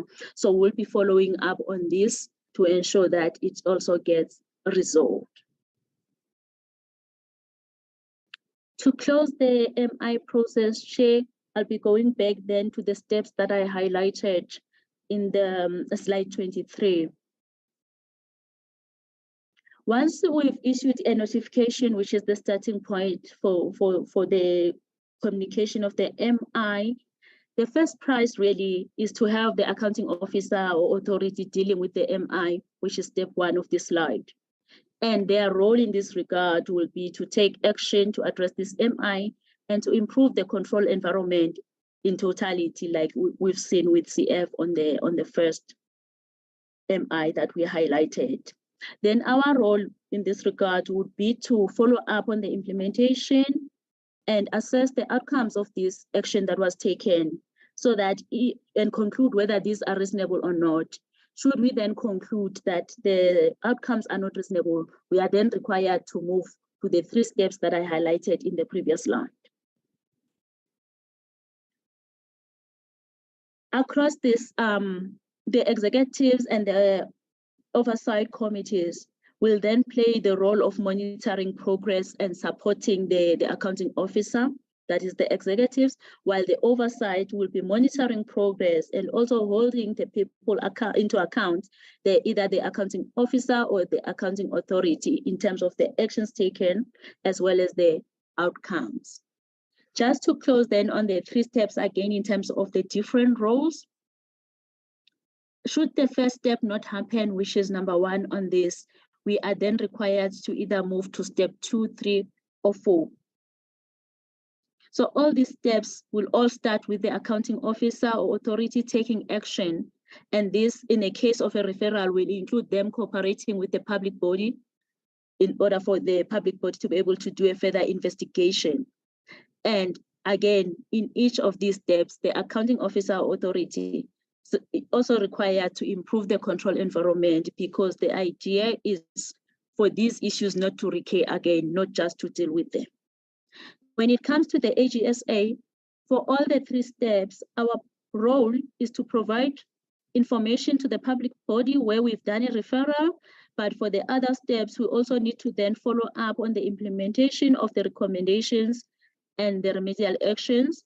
And while doing that, we also assess the reasonability of the outcomes.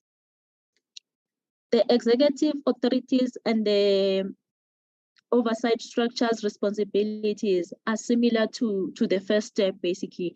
The executive continue to play a monitoring and support role to ensure that the MIs are dealt with and the controls are improved, while the oversight structures continue to monitor, to track the progress, and also to hold the people accountable who are involved in this process.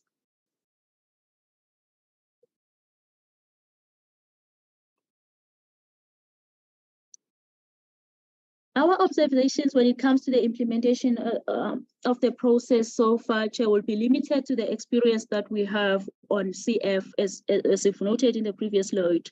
The only MIs we have at this point relate to CF. The key observation from our side is that it takes long for the accounting authority to address the MIs and to implement consequence management. And we do recommend that there should be close monitoring of progress made in addressing these and support, as we've seen in the roles slide, to say they do need some support from the executives in terms of implementing the recommendations, addressing the MI, and improving the control environment. So there needs to be some close monitoring in that process to ensure that they get the support that they need and these MIs are closed timeously. For CF in particular, the main challenges, though, were more on the nature of the MI, where certain information needed to be gathered by the accounting authority to attend to this and to track the employees. So that took a bit of time to address the MI, but we're just highlighting it so that as we continue, because this process is going to continue, attention is paid to this area and support is given to the accounting authorities and officers in this regard. In the next 5 slides, Chair, I'll be looking at the additional work or analysis that we have done for labor and SEE. And one thing I would like to highlight with regards to this is that these are not part of the work that is required by the standard to get to the audit opinion. And as such, they are not audit findings. We've just done a further analysis on the areas that we thought needed more attention for the 2 auditees, so that the portfolio committee and management can just look at that and see the opportunities that they have in those areas to expand on and improve in those areas. I will start with labor, which is covered in slides 28 and 29. For labor, we looked at the ISA system, which is part of program 3 of the department. To note though is that this program was not part of the selected programs for auditing. So the information that we used was based on what management has reported. We have not verified the numbers. But the idea behind this work was to see the capacity that this system has and the benefits that it can give to the work seekers and the country at large, both public and private sector. So the first slide is just highlighting the background and what the system is used for, as well as the budget and the actual expenditure, which I will not spend time on. The main observation that we have here is that this system has great potential as it can register more than 900,000 work seekers per year. As we can see, it also registered 131 work opportunities in the current year, and 67,000 of the work seekers that were registered were actually placed for jobs, which is a positive for the country at large in terms of dealing with the unemployment rate. But we believe we can do better in this area as well, which is why we are highlighting this to the department and the committee to say if this system is well managed, it is effectively used, it can actually give more benefit than what we are seeing. But for this to work, of course, the department needs to make sure that the system is up and running, it is reliable, it is actually doing what it's supposed to be doing, which is then the challenge that we are putting back to the department to say, on their side, they need to make sure that this system is up and running all the time. The turnaround time for queries is quick enough so that people can benefit from it. And for it to work, again, we would like to highlight that there will be a need for the department to find ways of encouraging both the public and private sector employers to use this system, because it will not help to have work seekers registering, yet employers are not using the system. So it would defeat the whole purpose. So there needs to be some work done in terms of encouraging the employers to use. And a good start could be, for example, the sitters. We already know that sitters are working with employers and they have programs that are actually focusing on placing learners. So that could be a start for them to use this system to place the learners. And that will also address certain issues that we have in terms of a centralized database of the placed learners and even tracing the impact for both these sectors.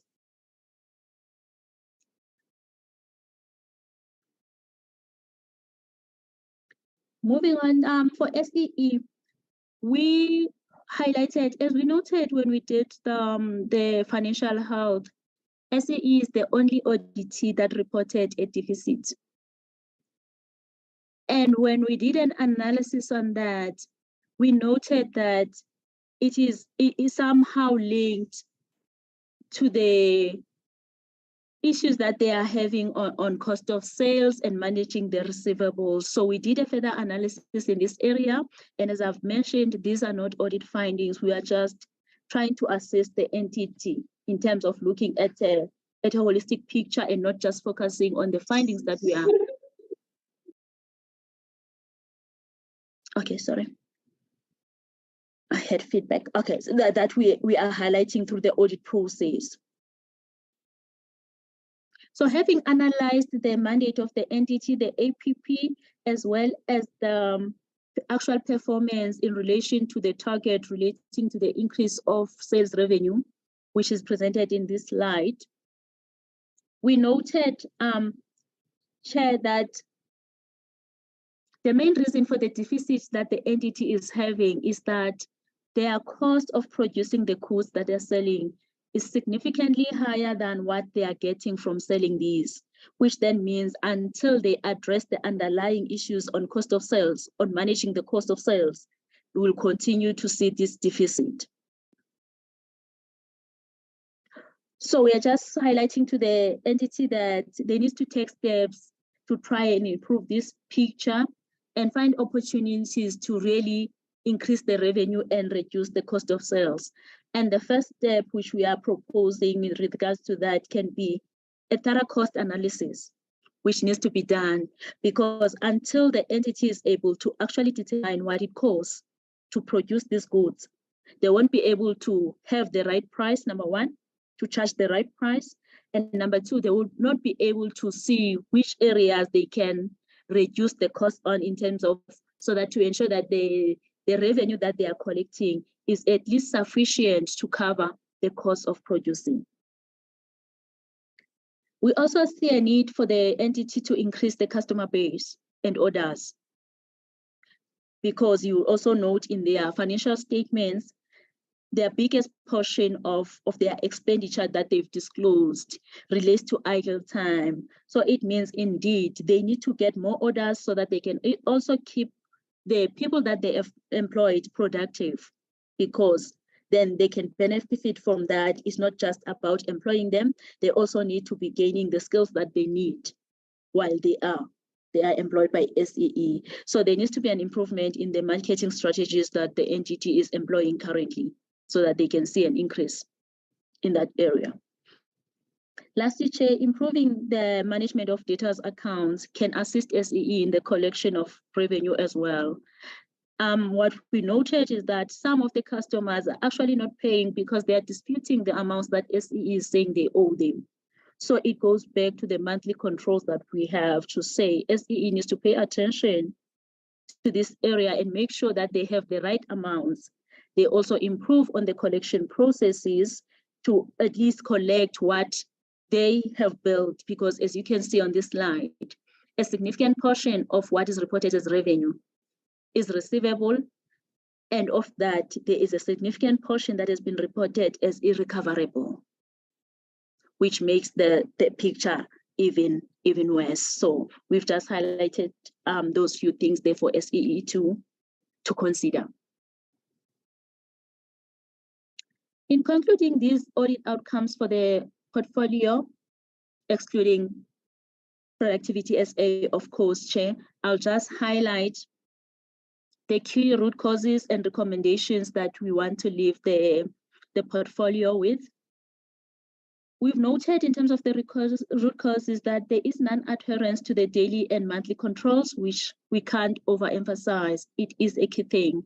And until that is addressed, we will continue to see these issues across the portfolio. When it comes to the repeat findings that we are seeing, we've noted that the development and monitoring of the implementation of the action plans is not effective. And the action plans that are being developed do not address the root causes. The portfolio is focusing on addressing the findings themselves, which is why we keep seeing them as the years go by. So we are saying that there is a need for attention to be given to that area so that we don't see these repeat findings. And action must be taken when there is non-implementation of the action plan or inadequate implementation. The portfolio committee and the oversight structures and the accounting authority need to hold people accountable to that. And lastly, Chair, we need preventative controls when it comes to non-compliance.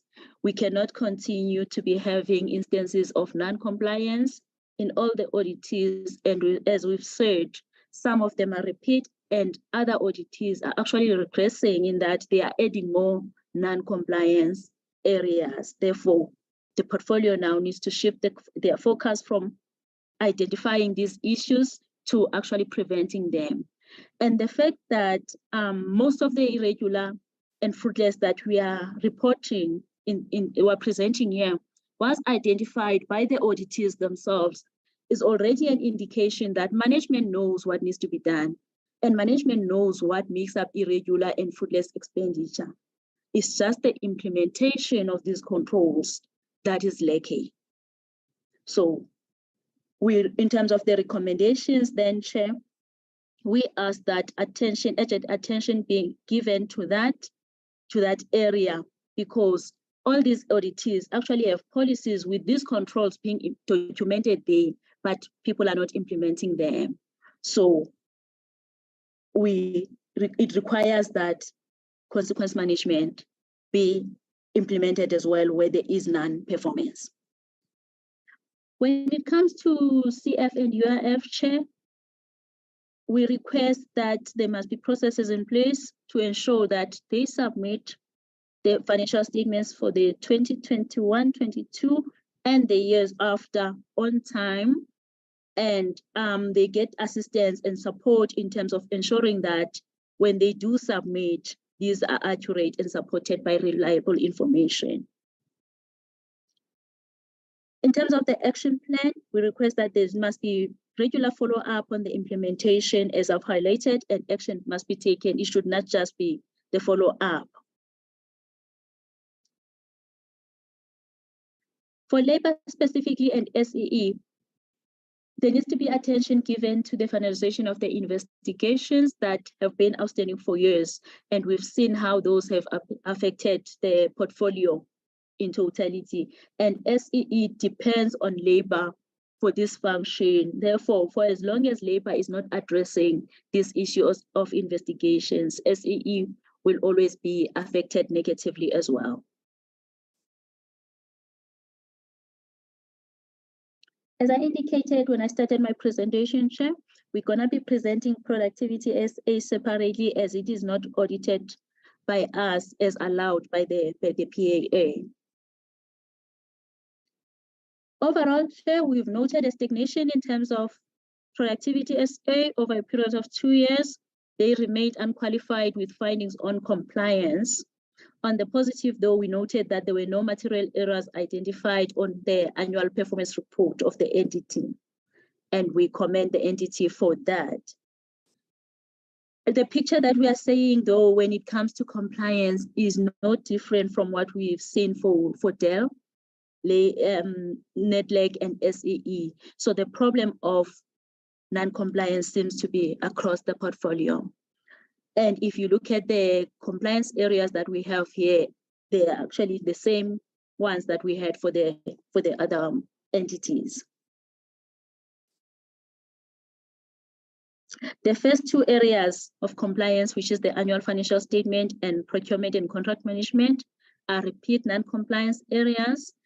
And in the current year now, we've seen that they have irregular expenditure and fruitless that were not prevented. And together with that, there's a new consequence management compliance area, which is then a regression in this area. So to address these issues that we've noted at Nedlac and to make sure that the audit outcome does not regress, or rather it also improves in the upcoming year, we are saying there is a need, an urgent one, for the portfolio at large and specific to Nedlac, to ensure adequate reviews of the financial statements, to implement the monthly controls, to implement preventative controls around compliance with SM processes. And lastly, they also now have instances where evidence could not be provided for consequence management. So together with labor and SEE, they need support and assistance in that area to ensure that they address that non-compliance. To close my presentation, Chair, I will touch on the 4 key recommendations that we have for the portfolio committee now.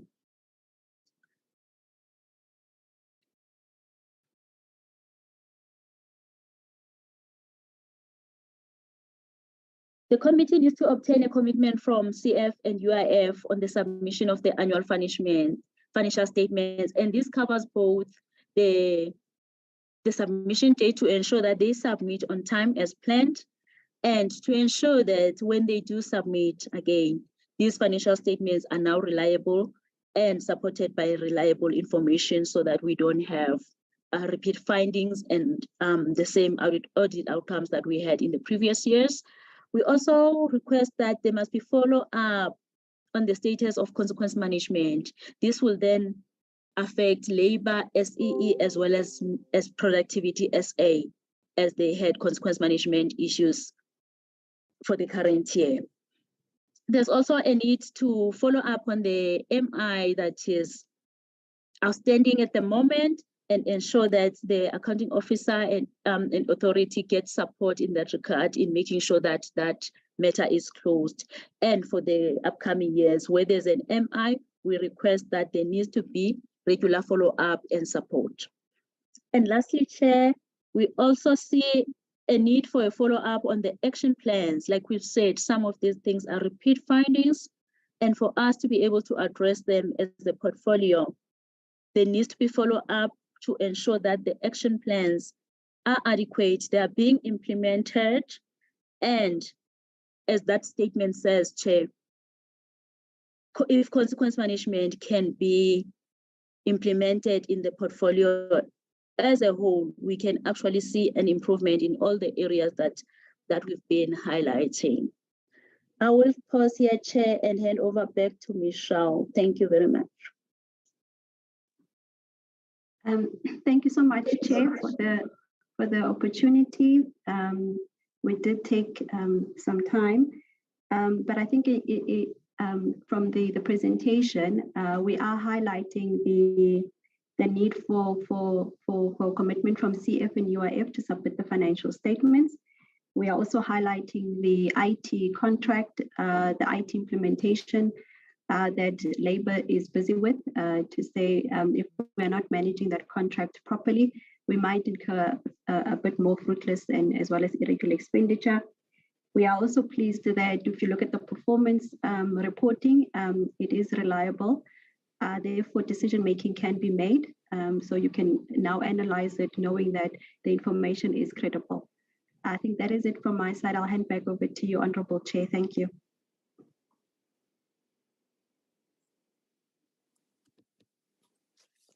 Thank you very much, the Office of the Auditor-General. I do think that members were able to jot down their questions. I want to propose that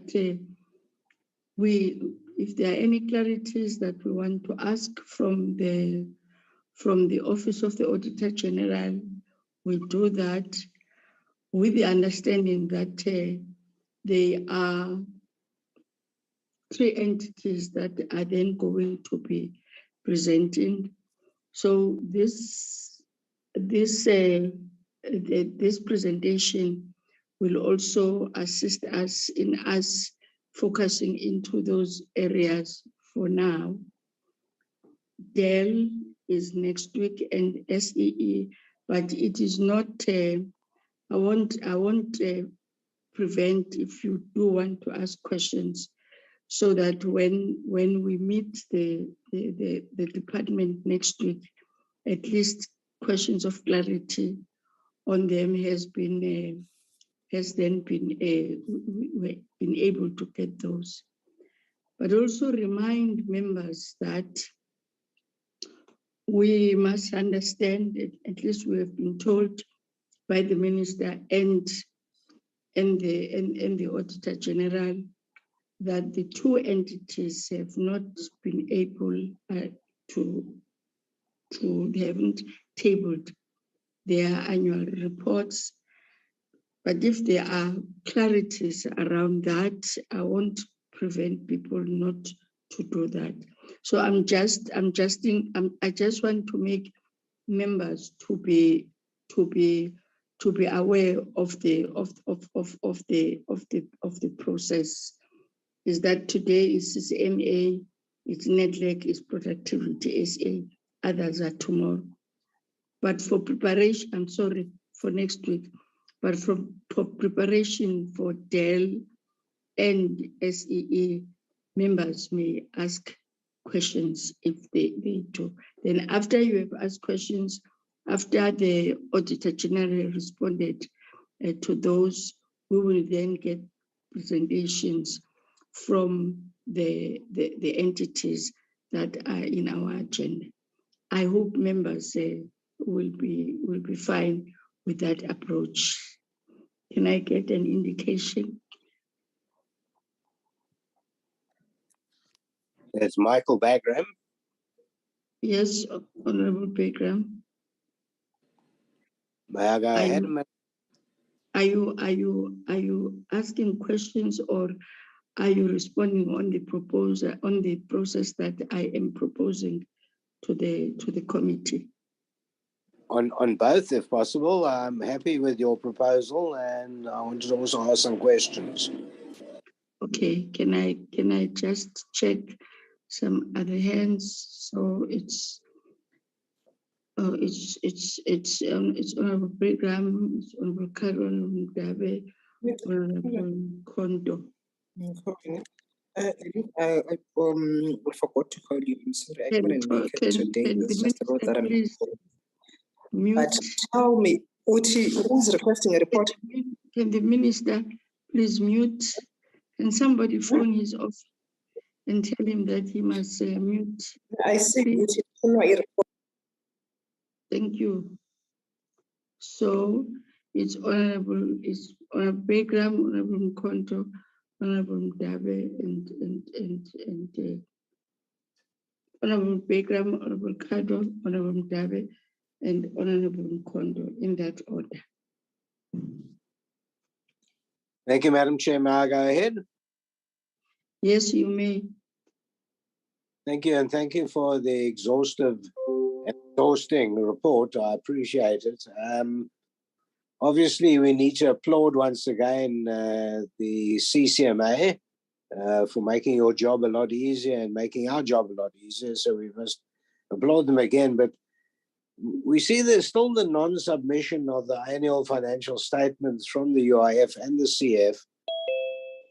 You now have, and I think this has been an ongoing problem with both of them, and both these entities have failed in the past for many years, and they've also not been producing. So they've upset the public, they haven't produced the goods, they now can't even give you financial statements. And it's all very well for the minister to come with an excuse, but I think at last the Auditor-General needs to show its teeth.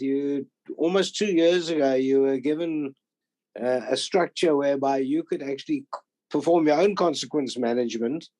Have you done something? Are you going to be doing something about it? And what? Can you share with us what you're going to do about it? Because this could go on and on. If I can just have a look at slide, I think it's page 28, where we're looking at the financial health, the overall assessment is concerning.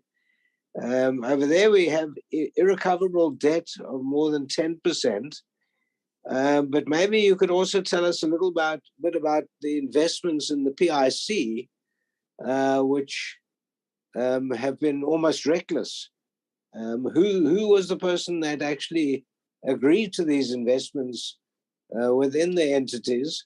We'll probably see a lot more of that, because we know that the UIF invested in a whole lot of entities within the PIC, which have gone to naught. So maybe you can comment on that as well.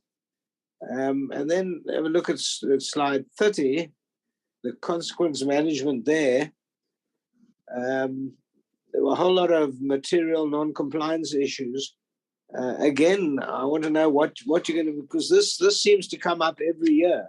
And what are you going to do about it? So thank you for listening to me. Thank you. Honorable Kado. Thank you, Chair. My question is similar. I just wanted to remark on that last slide where you suggest that we obtain a commitment from the Compensation Fund and the IF about the submission of their annual financial statements. And as we know, both from last week's proceedings and from the general history of these two institutions, that they're both beset by deep-seated systemic challenges with financial management and also just simple basic administration. So let's be honest, any commitment that the UIF and the Compensation Fund give won't be worth the paper it's written on. And I would like to know from the AG's office what other recourse there is. What can the AG do to make sure that these financial statements are submitted on time? Thanks. Thank you, Honorable David. Thank you, Chair. Good morning to you and the Minister, Deputy Minister, and the honorable members present, the staff, the Auditor-General's office. Chair, I have two questions of clarity. On the question of the SEE's failure to have processes and systems to support value of stock, daily and monthly recons. In the analysis of the Auditor-General's office, does this mean that the entity has a capacity challenge? If they have done that analysis, have they then maybe made a recommendation to that effect? The second and last question, has the Auditor-General met with the governance structures of the entities, including the department? If they have met, that means the audit committee, the internal audit structures. What were their reaction as far as their assessment and reviews of the in-year reporting, as well as the annual financial statements? Thank you, Chair. Thank you, Honorable Dawe. Honorable Mkondo. Thank you, Chair. Good morning to you, Chair. Honorable members, the Minister, Deputy Minister, officials, and the AG's office. Chair, I have almost a similar question from the first two members, because Chair, annual auditing is a process, and I just want to know as to, with regard to the UIF and the compensation fund, the minister said they are having challenges with the unlisted investments. So I want to know as to what were the management letters from the AG saying about this, or how were they guided as to how to deal with this matter throughout the year on monthly basis? And to say, Chair, as a comment, we don't want to find ourselves presiding over a department and entities that are a repeat non-compliance when it comes to finance management. It starts bit by bit. By the time we all realize we'll be having 10 years of non-compliance from all these entities and the department except the CCMA. So the Office of the Auditor-General just said the PFMA requires prevention. So the reporting from the Office of the Minister and even the reporting from the AG's office itself, to me, doesn't assist us. What steps are these two funds given to be able to prevent this? and be able to improve. And the issue of consequent management, Chair, can we be given as to exactly what steps should be taken by the committee so that we don't become a toothless committee? The AG must tell us exactly. Oversight, yes, we know oversight is our duty, but how do we bite those who don't comply? Thanks very much, Chair. Thank you. There are no other hands. From my side, as much as it is, it will be a presentation that will be presented next week. I'm a bit concerned about slide 20. I would appreciate if you can again put it on for my question to be, for you to understand my question, if it's possible. Slide number 20 on ICT.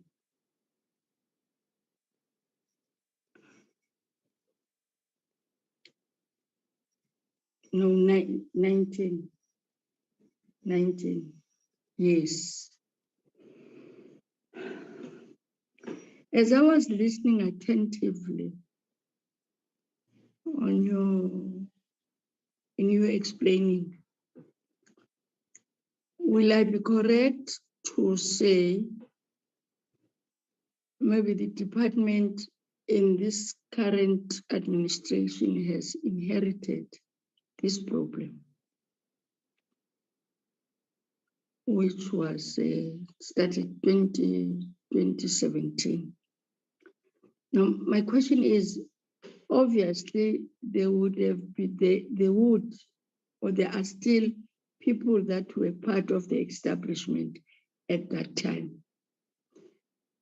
You may have, I'm assuming that you may have asked them, what is it that they have done around this license that is paid, either not being utilized or either being underutilized? But do we still have staff that at the time were part of this IT project? And if they are, what measures, consequence management or measures that have been taken by the department to address this challenge? That is that on SEE, I do get a sense that it may be system problem on how they reconcile. I am not an accountant on how they reconcile, but my understanding is that reconciling is weekly, monthly, quarterly, weekly, by the end of the week, by the end of this month, by the end of the quarter. So it's an ongoing thing.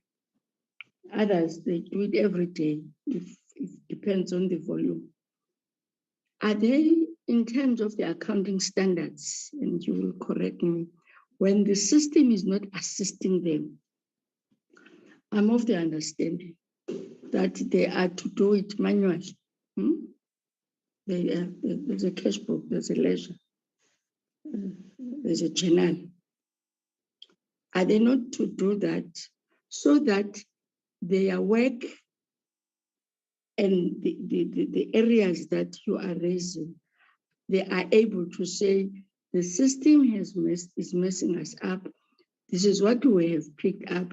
That's how we have then decided to do our reconciliation, because, honorable members, in simple terms, and the auditors will tell me if I am maybe should I say naive? If you go and label a pair of shoes and pay 450, which that pair of shoes is 1,000 rand, and then the remainder, which is the balance, is going to be 540. When you go there,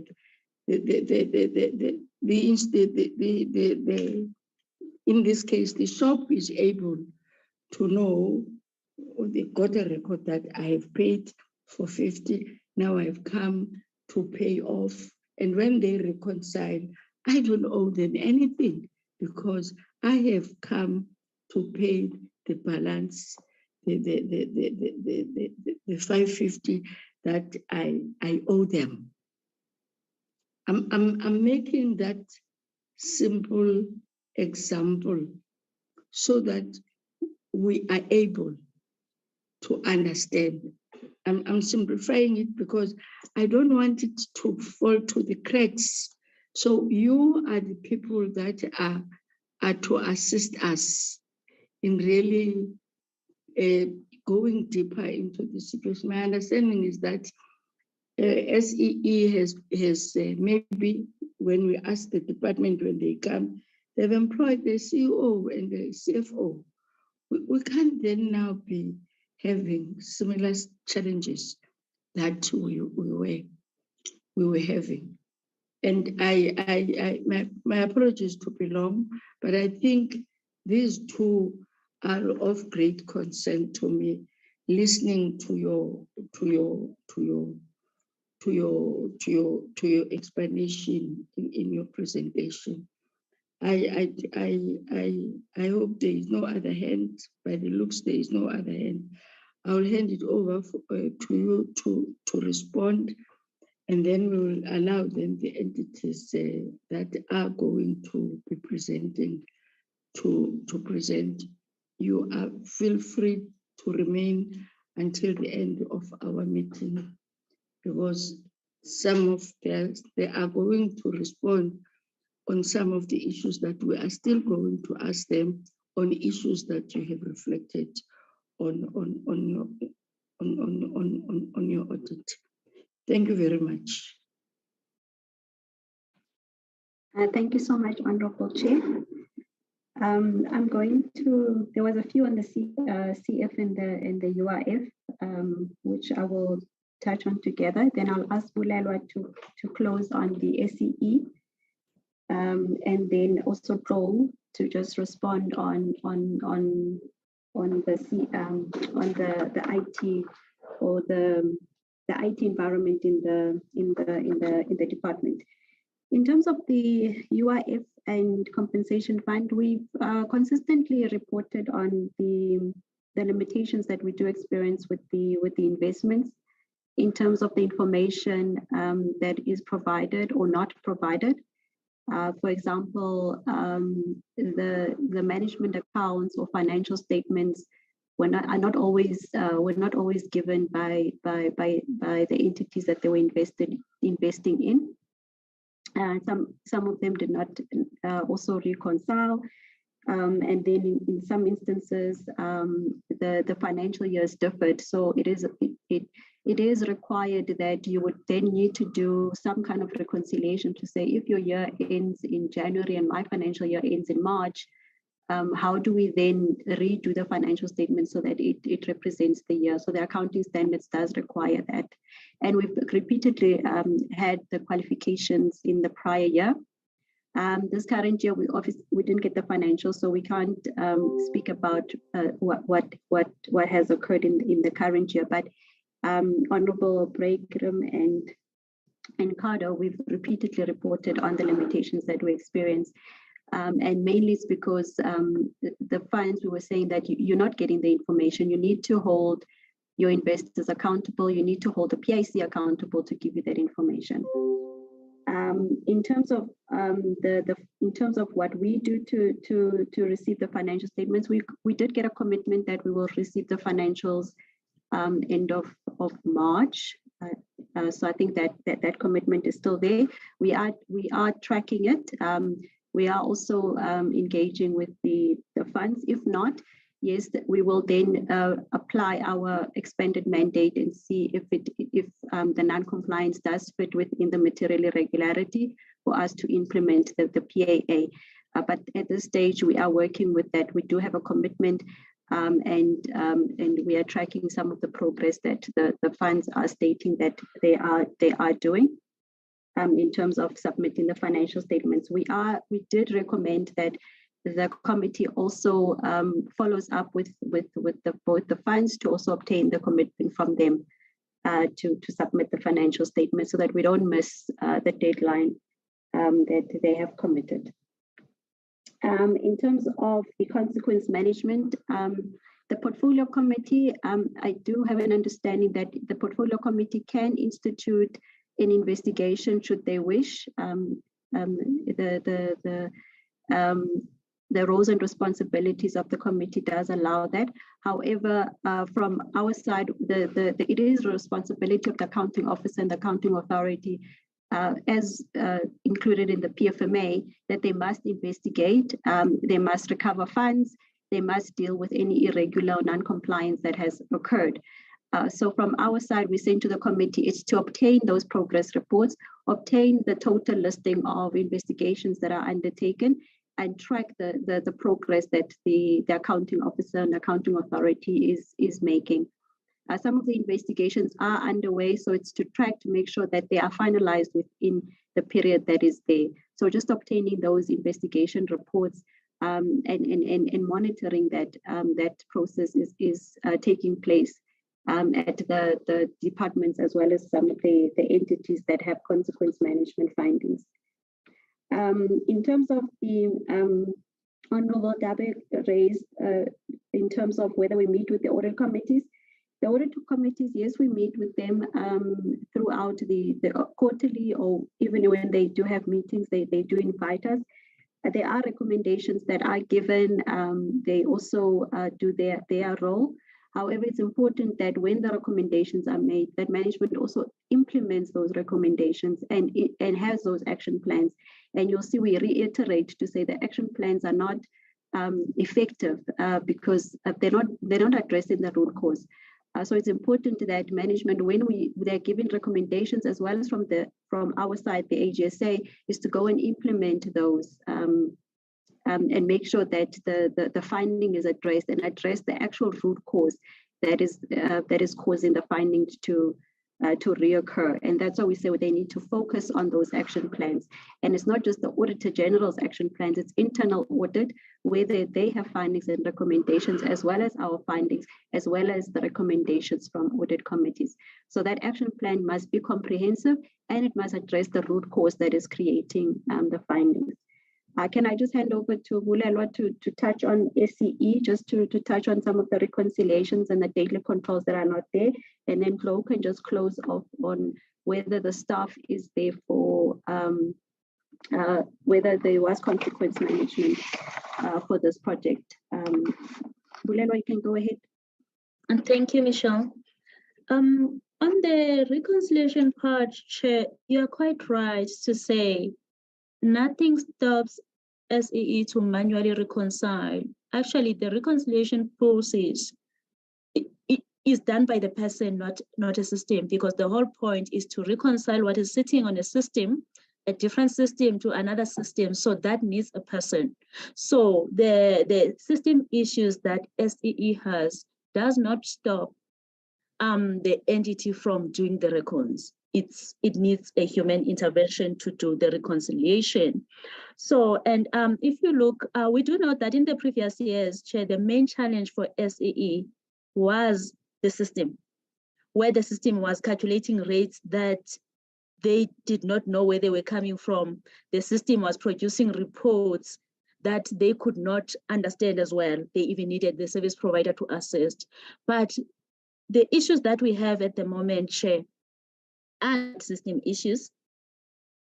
SEE has captured information on the system. It appears as it was captured, but what is not happening, they are not checking what is being captured to make sure it's correct, which is why for the receivables, we're unable, when we go to the actual invoice, we can't agree what we are getting to what is sitting on the system. So it is the manual controls at the moment that are not working properly, or they are not being implemented. So like you said, SEE needs to go outside the system and not just rely on the system, because whatever is sitting on the system is captured by a person. So the review controls start with the capturing before they get to the system. That's the part they need to get right. And when it comes to the part of the capacity to respond to the issue of SEE as well, we note there were some capacity challenges, Chair, in the current year, especially where there were 2 members of the finance team that resigned. But like we said, by that time already, these controls should have been in place. The issues that we are seeing are not new. They come from previous years. So that implementation was supposed to start long time ago. And to some extent, if the culture was such that the monthly controls are embedded in the entity, we would have tried, the entity would have managed by now to eliminate some of these errors by implementing the monthly controls. So it is a combination of both capacity as well as just lack of implementation of the controls that are there by the people who are already there. Thanks.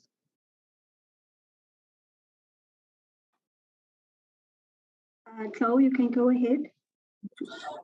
Thank you so much. Good morning, Chair. Good morning, members. Good morning, ladies and gentlemen.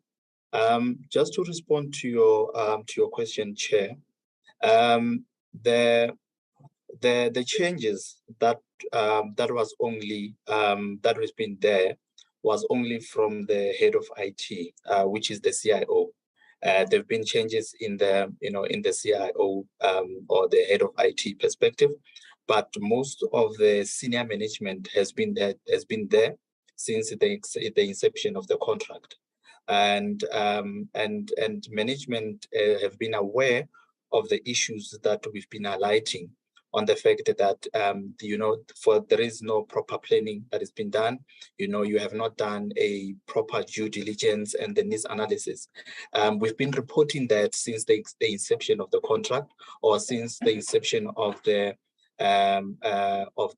license has been bought, to say these are the risks that you are facing since you bought the licenses and you do not have an implementing agent. What we know at the moment is that management has recently started engaging with the service provider so that they can actually find the correct remedial action or correct measures so that they can actually address the issues. Thank you.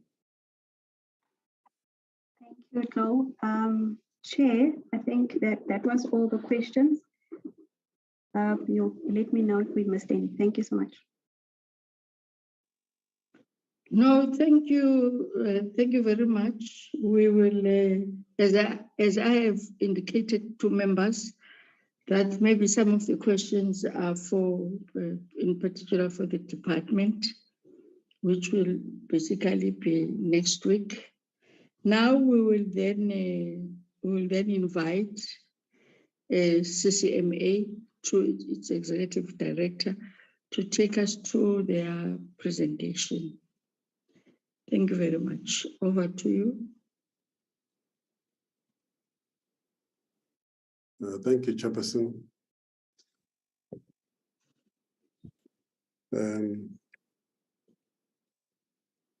Listen, I wish to make a suggestion that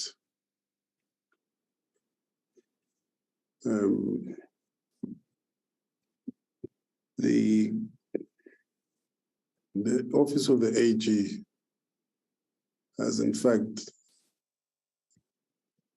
presented for us substantially 99% of what is in the slides is what they've presented. I don't know, Chairperson, if that is acceptable, because if I present on that, there are additions I want to make but I thought maybe it might help time-wise also that we don't repeat what they said, just add what they have not said. Would that be acceptable, or should I just proceed and present? You are presenting your APP. Yes. Present your APP in areas where the AG has presented to the committee. You will reform that, but present your APP, please. AD. Okay, Chairperson, there's mainly two slides. Firstly, I must just acknowledge the Minister, the Deputy Minister and members, my colleagues from other entities, my executive committee, and we were advised that we must introduce the members of my team. With me, I have Anna Mukadinyana, who is the head of governance and strategy. And we have Nkosi Khona, who's the head of ICT, who's present. I have the acting CFO, Maputi Mabaso, who's present. I have Umuro Setla, who's the head of the dispute resolution. And I also have Uzanele Thope, who is the chief audit executive.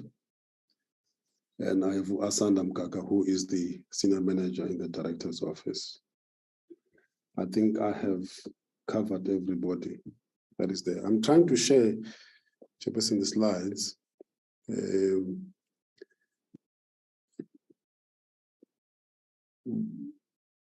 Just for a moment, Chair, just to make sure that the slides are shared.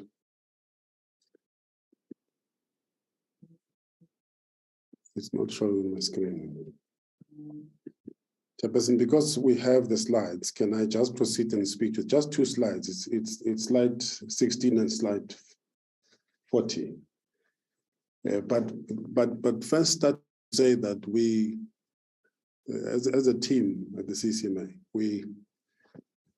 we're quite grateful, Chairperson, with the performance of the team, and I think the team has done very well. And also today, I'm pleased, Chairperson, that after this presentation to the portfolio committee, myself and the team will be in a position to go and meet with our team to make sure that we continue to do what the AG says we must do. And we believe that we will be able to do so. Chairperson, I don't know if my slides are showing or not.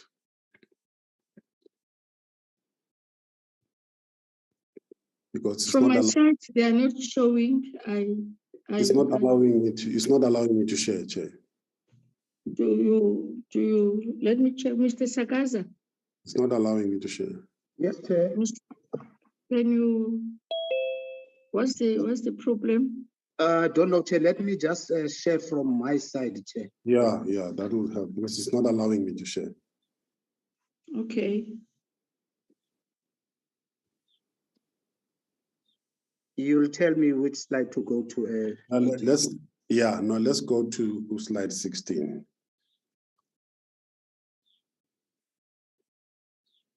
One six.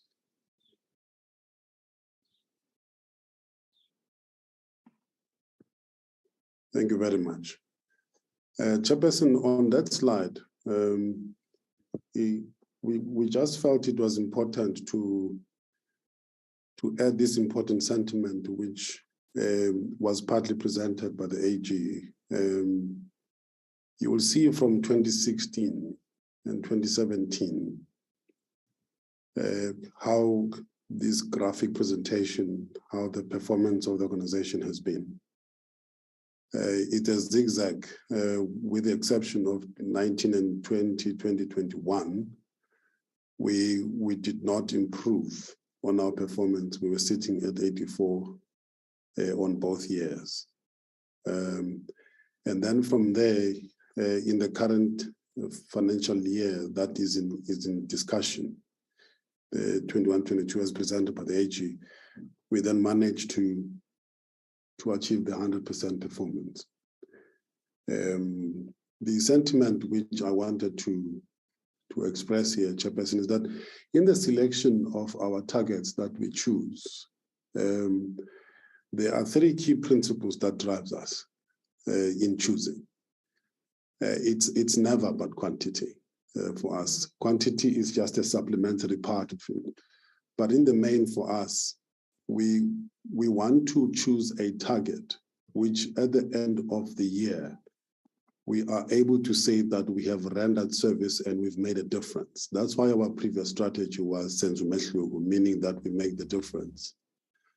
When we moved from Senzo Mehluko and moved to the revival one Imvuselelo strategy, we were very conscious about the decision we've made that our work that we do, we are privileged that we are dealing with people's problems. The people that come to the commission are people that are seriously aggrieved. And as they come there, the main thing that they carry is hope. And in doing so, therefore, in the service we provide, we must make the difference to those people that come to us who entrust us with their professional and personal issues for us to resolve. And in doing so, we're not looking at just improving the lives of workers who bring disputes to the CCMA, but we also have to balance the interests of both the employer and the employee, which then means that if there's no enterprise, there is no work. So we've got to balance both. That's why when there are industrial actions that we present, not only do we do it effectively, but we do it timelessly, because our pursuit is to make sure that those two are balanced. So when you see this performance and the change of, the strategic impact of our drive, which includes our, the work that we have to do and the discretionary work that we have to do. So the peremptory functions, we treat them equally. We don't say because this is our legal work that we must do, therefore this is how we must perform. No, we don't do that. We treat them equally. So the performance that you see on the screen is the performance that is driven by that principle. When we've realized that we are in fact making a difference, we then decided that what we now need to do is to revive the spirits in the context of our constitutional mandate, as you will find in our values of the Constitution, as you find in Section 23 of the Constitution, where the Fair Labor Practices is contained, that gives birth to the Labor Relations Act and the rest of the employment laws. So we then felt that, given that we are now 2 decades and a half more, since democracy, the best we can do is to revive that constitutional spirit. So whatever we do, in whatever dispute we do, we must revive that spirit. We must revive our constitutional commitment to make sure that we deliver. So for us, it's not so much about that we've achieved 100%, we don't commit irregular expenditures and we act on them when there is, and also the fact that we achieve such.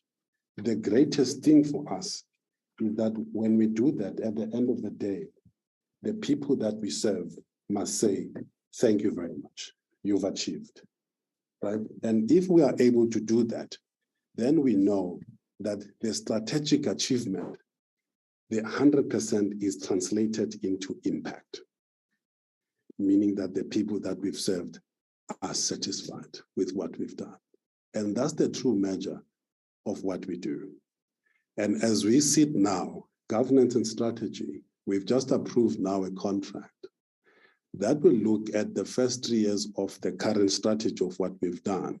And this is exactly the same principle from the previous strategy, the in-year type of approach, midterm approach to check, are we achieving what we're supposed to do? And if we're failing, how are we failing? And then we correct. So that's how we have managed to perform, as you see, that graph that you see there. So the current or the year in question, it is a consequence of that. And most importantly, you'll see also in our pillars, Chairperson, we never overlook what we call the optimization of the organization, for example. because it is that organization that delivers results, and at the center of that, it's people. We have a process we call our people's process, where we put the wellness and the performance of our staff first, because the execution of the strategy is through them. That's why we have what we see. So as we sit here with my team, while we acknowledge and appreciate the role that the portfolio committee plays in our governing body, the executive team that is sitting here, it's young people, Chairperson, it's young professionals. And one of the objectives for us was to show that as young professionals, we can do this. Commitment and passion and an unwavering commitment and investment in the people we serve. That is the value that drives us. And that's the value of this team that is driving them. We drive with clarity, we drive with bravery, we drive with serious commitment in delivering that service. So as we see these results and what you see on your screen, that's what's been driving them. Even sometimes in difficult conditions, the team commits, the team performs. So to that extent, Chairperson, as a leader, I am eternally committed and very grateful to the team that is sitting before you, ably led by our governing body. Because our governing body, Chairperson, in the performance that you see on the screen, they allow us to do work. They support us when we need them. They advise us when we need them.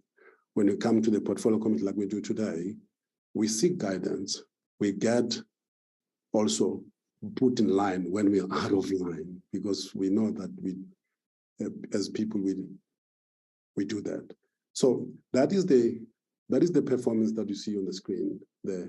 I'm saying this, Chairperson, because as a leader, one thing that I know for sure is that lack of gratitude kills passion.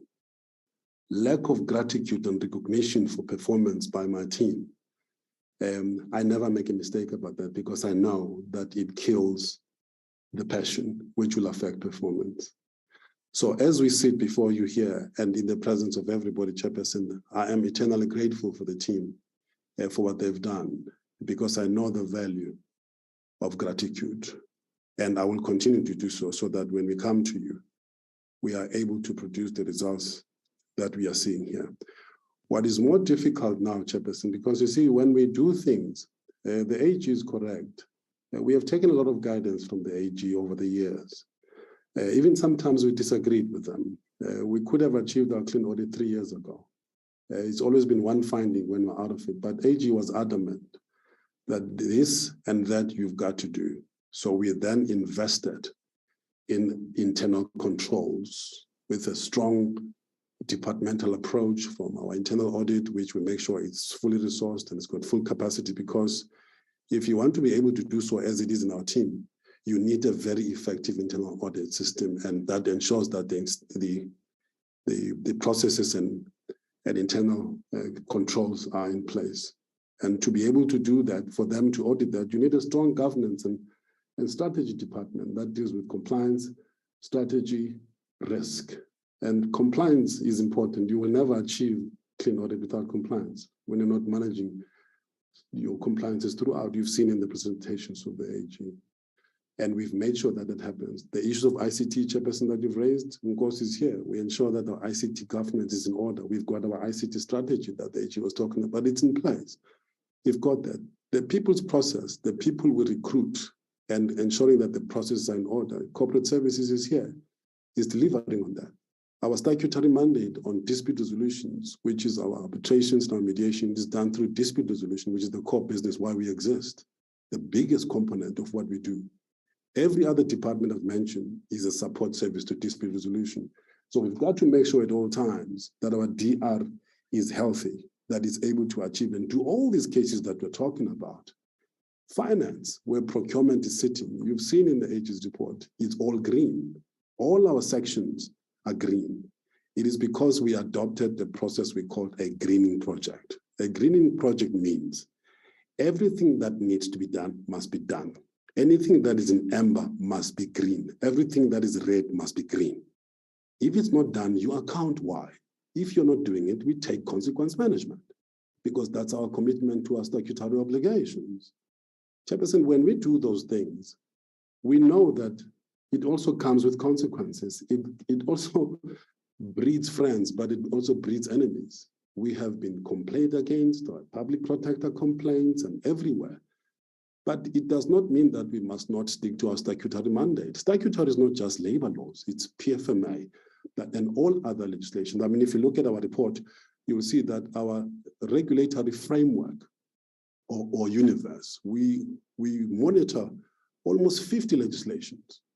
You know, when people talk about the issues of the PI Act and BRRR Act, that's just part of what we do, but we have much more than that we monitor throughout the year. And midterm, like a quarter, we check in the middle of the quarter. Are we on target or off target? And if we're on target, we're happy. If we're off target, we correct. Sorry to disturb you.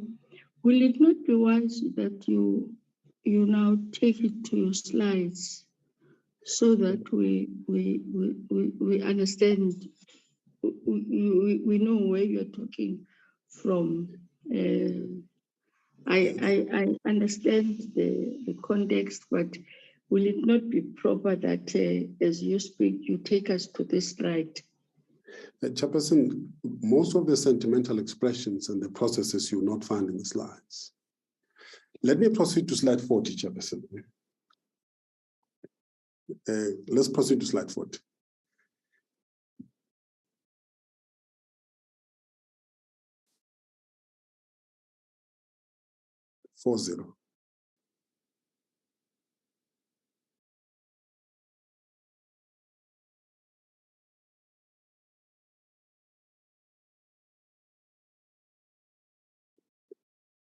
Chairperson, with financial performance, we must avoid this.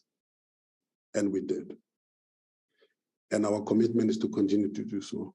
And I think you've seen that in the report of the AG. Let's proceed to slide. Yeah, that's the last slide, Chairperson. That should conclude our presentation. Thank you.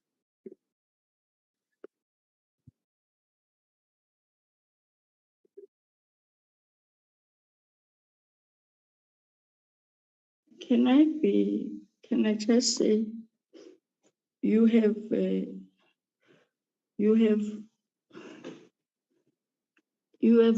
made a presentation which for me, I find it a bit, I don't want to say a bit odd, because it was more on the sentiments that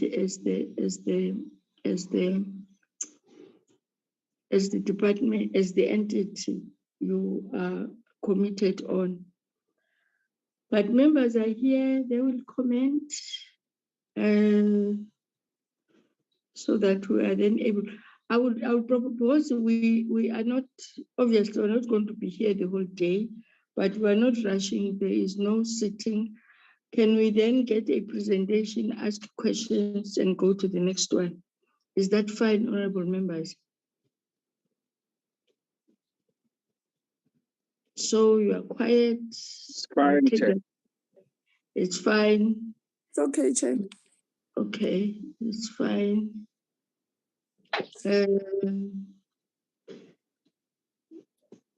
Honorable Bagram.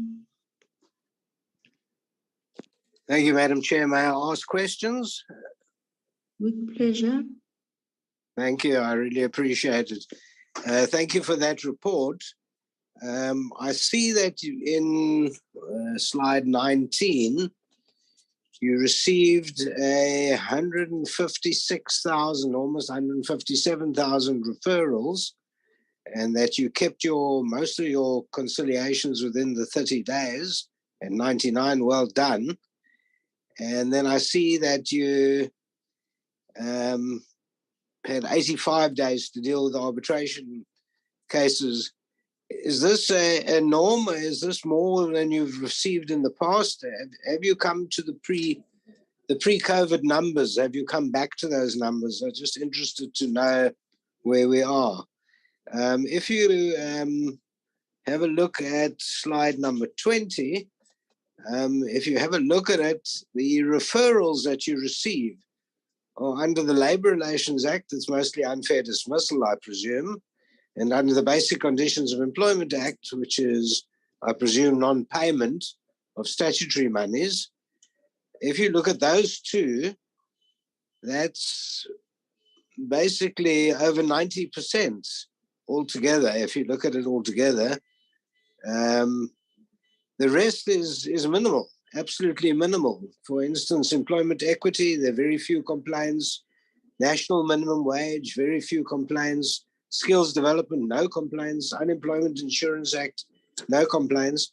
Is this the norm as well? In other words, the lion's share of your work is unfair dismissals and non-payment of wages. I presume I'm correct on this, but I just wanted your comment on it. You were looking at slide 22, which really interests me, is that you had the CCMA conducted 5 collective bargaining, pre-bargaining conferences. How well were they attended, and are you getting the unions interested?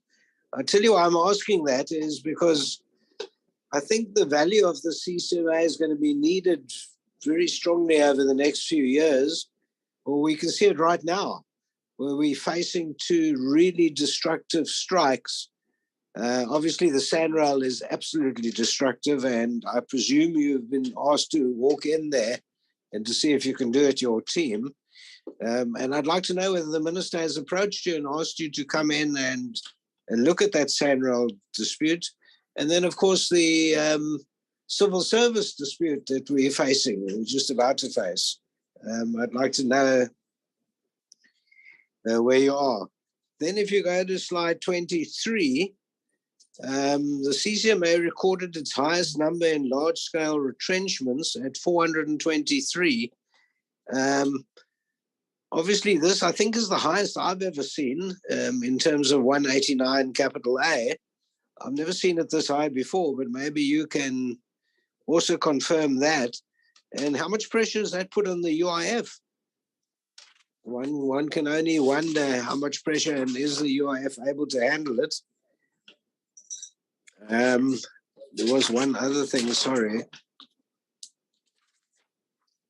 I apologize, I'll get there.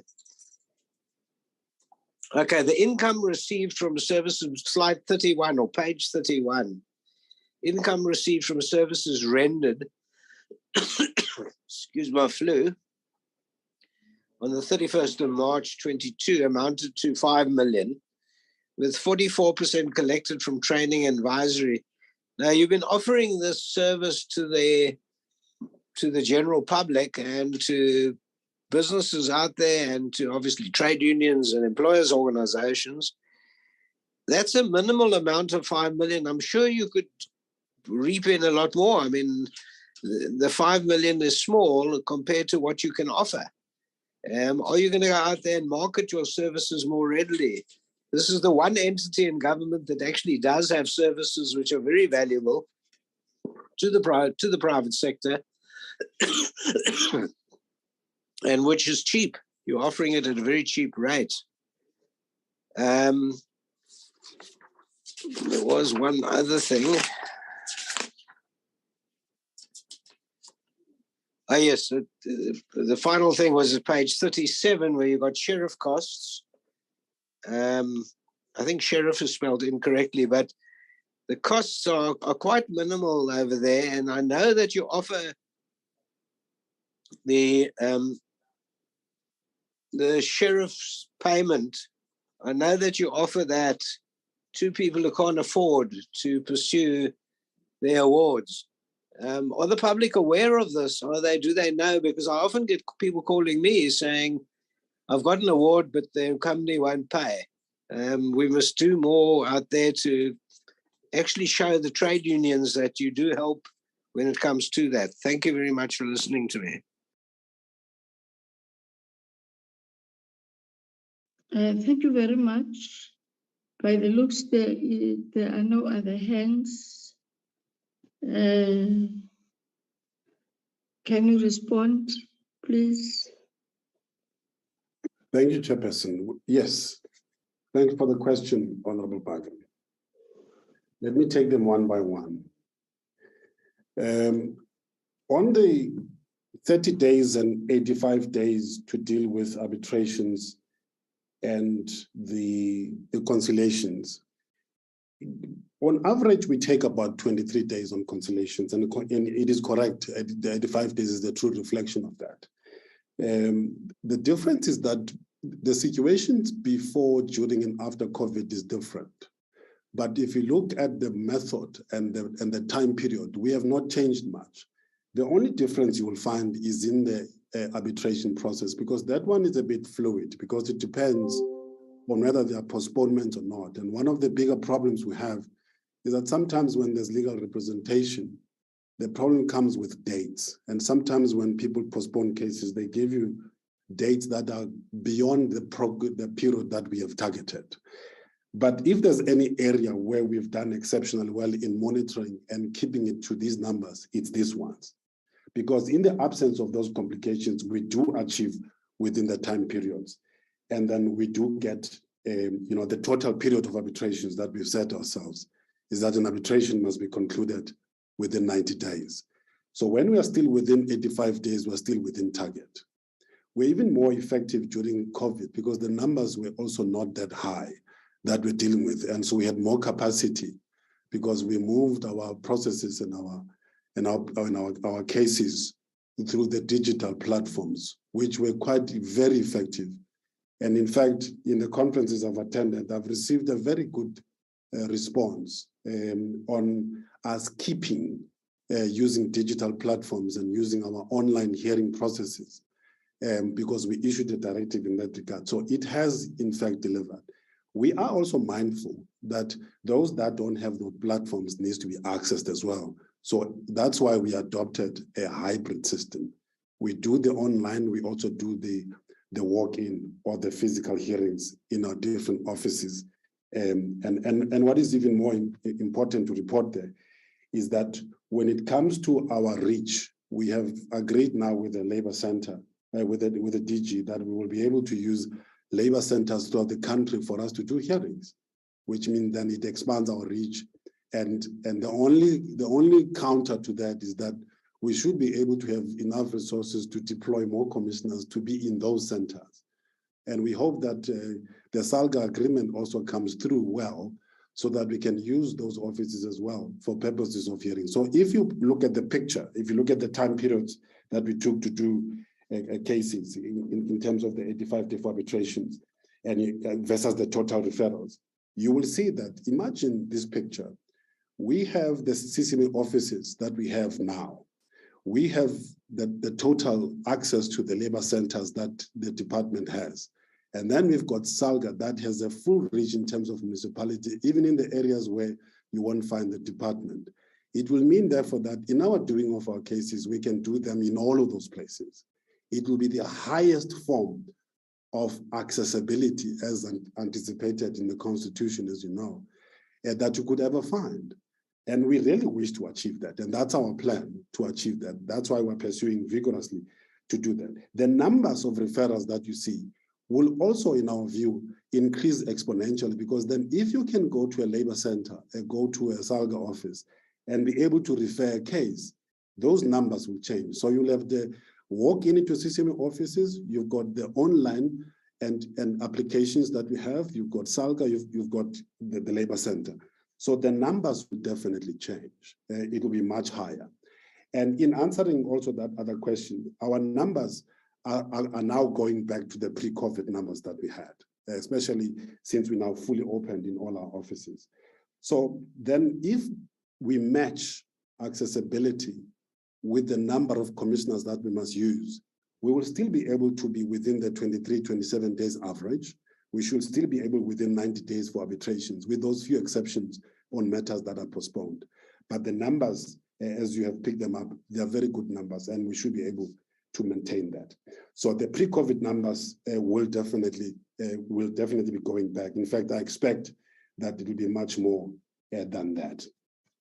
On the slide 20, on the issue of LRA basic conditions, you are absolutely spot on there. The total number of referrals is in terms of the biggest is the LRA, because that's where you find your your unfair dismissals, where you find your unfair labor practice type of disputes. That's where you find collective bargaining cases. The bulk of, in fact, the LRA, as you know, because you practice in our offices as well, you will know that LRA is the parent of our dispute resolution. It's the main one. And the biggest number under LRA will be the unfair dismissals. And you will also see our numbers in terms of our settlement rate. You'll see that our settlement rate is always above 70%.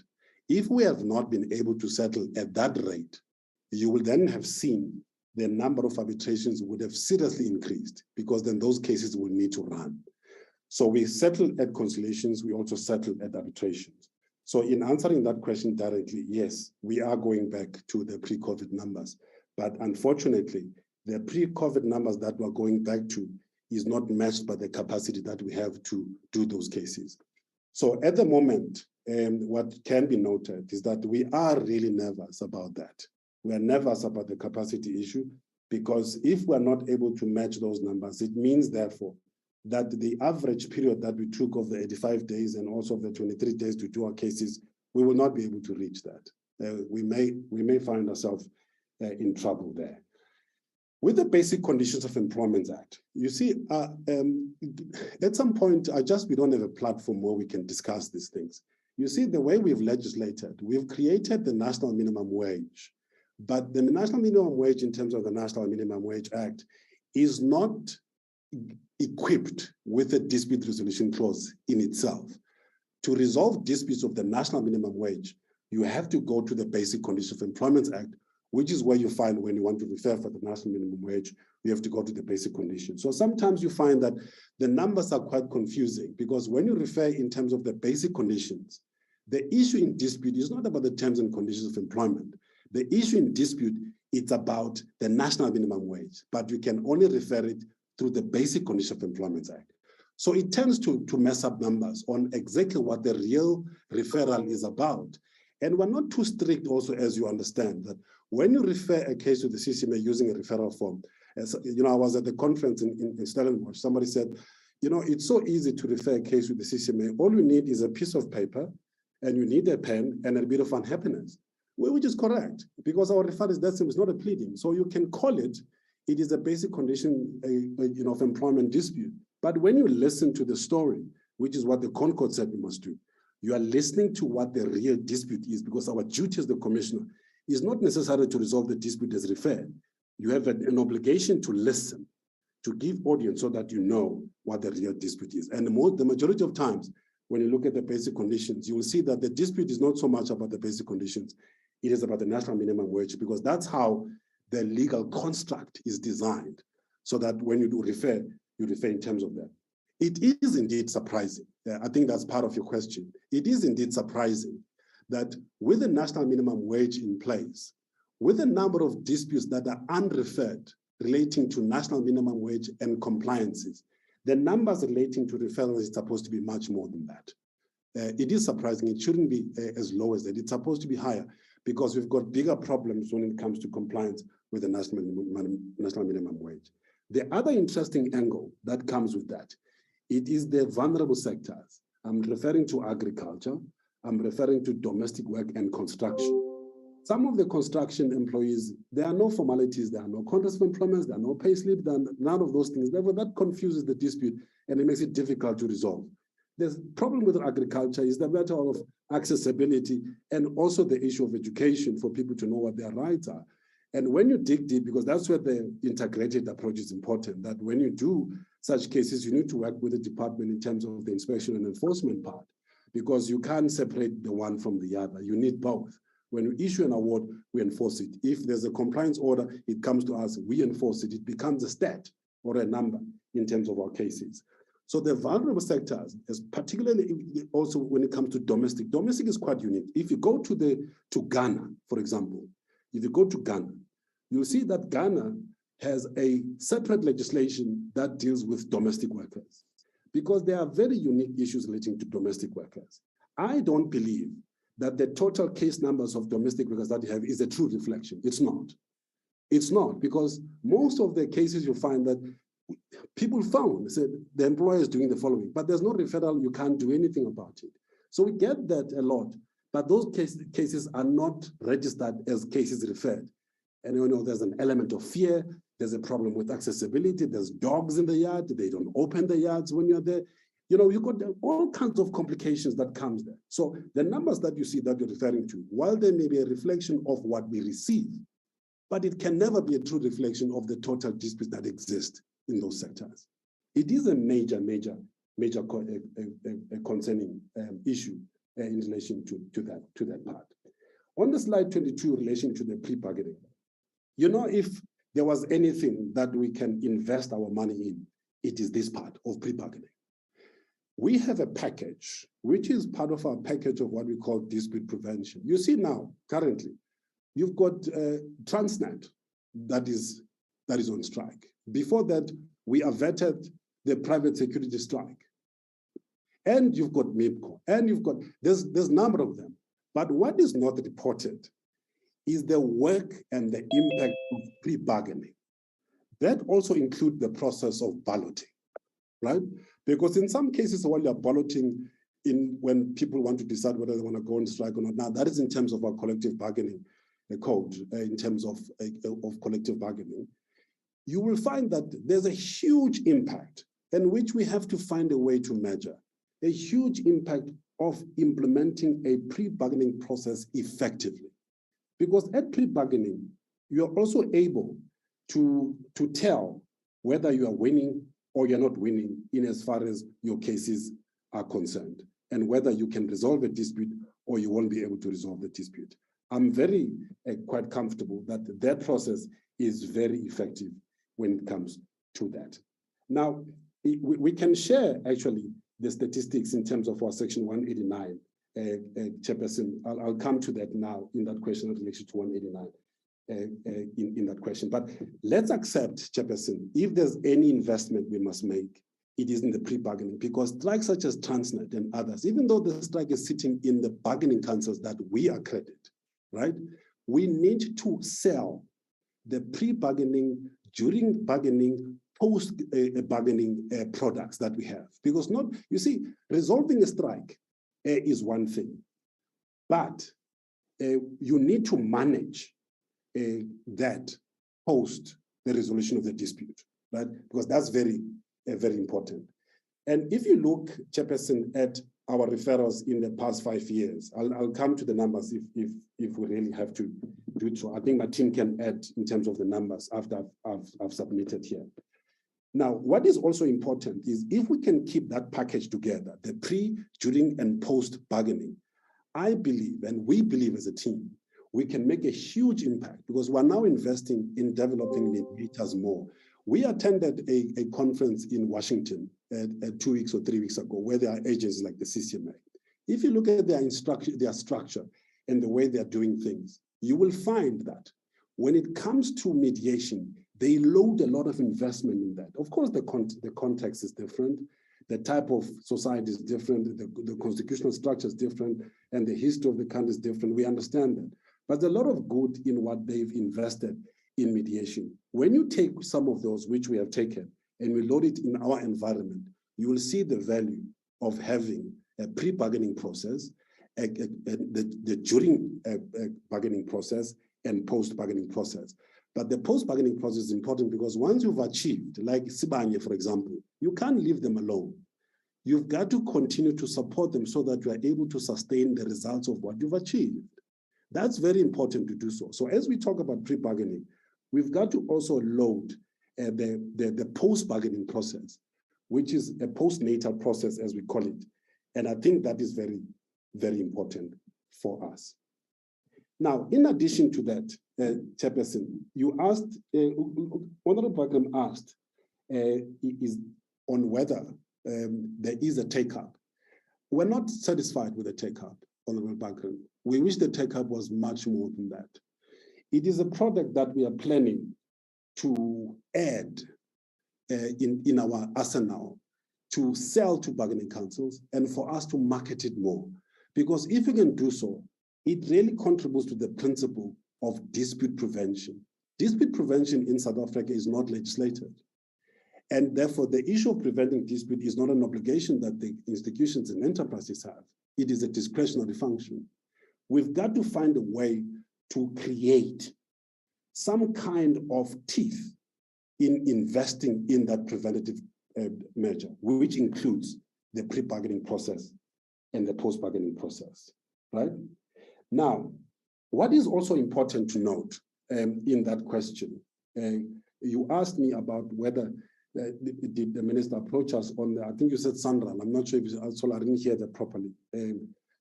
For example, the minister does approach us from time to time on especially on major dispute. He was there when we did the Sibanye dispute. When during COVID there was a strike that almost closed down the Pick and Pays and also their warehouses. I was there with the minister. We worked even at night, even the minister. We were there together. We went through those disputes and we managed to prevent them from happening during COVID. Even now with Transnet, we engage even today, even yesterday, with regards to Transnet. So we do engage, and it does in fact make that approach. But I'm not sure if you're referring to Sandral or a different case, but I know that minister does that from time to time, depending on the size of the matter. And then we do that as a Dell family. Now, in slide 23, on the issue of 189s, right? If you look at the referrals in terms of 2021, 2022, there is a decline of 423 compared to the previous year in terms of those referrals, right? And which was about 1,124 in the year before. And the year before that, it was 779. This is, let me give you an interesting angle there, right? The interesting angle there is that when it comes to the COVID period, the issues of vaccinations, it has significantly contributed in as far as the lockdown is concerned in terms of the referrals in terms of 189. One of the things that you see right now is that some of the cases that ought to have been referred during COVID are being referred post-COVID, right? So you see that the numbers are increasing. That's why you see the exponential growth of those numbers, because there are certain very complex legal questions that remain unanswered at the moment because of the effect of COVID and the issues of vaccinations and mandatory vaccinations, refusal, people get retrenched as well, because we've had a number of cases where when people refuse to vaccinate, they get retrenched. And then it adds to the numbers that we get, because the referral is not so much about vaccination, it is also about the person being retrenched. But if you look at the reasons, it is because the person has refused to vaccinate. So you've got that blend of things that happen in that equation as well. Now, I'll talk about the projections that we have in terms of our caseload at the moment, because I think we're heading towards 188,000 there. Now, in the next questions, and I've answered on the high referrals, it's a hybrid. There's different reasons, there's different factors, there's different causes that causes that, right? Now, you also mentioned whether it puts pressure on UIF. You see, when you look at TERS, for example, because we do normal TERS, right? We also assist in the COVID-related one, but particularly on TERS. UIF is part of that, and UIF is the funder. So if the number of 189As increases from the TERS point of view, yes, it does. It would, because of the funding of the program that arises as a consequence of that. So I'm quite satisfied that it is in fact that a possibility that it will cause a strain on the UIF side. In terms of the income received, I do accept that this is the most marketable part in our operations. You see, one of the struggles that we have, it is the PFMA struggle. I call it the PFMA struggles. As public entities, particularly if you look at the CCMA, Honorable Background is correct. A number of the programs and products that we have are marketable.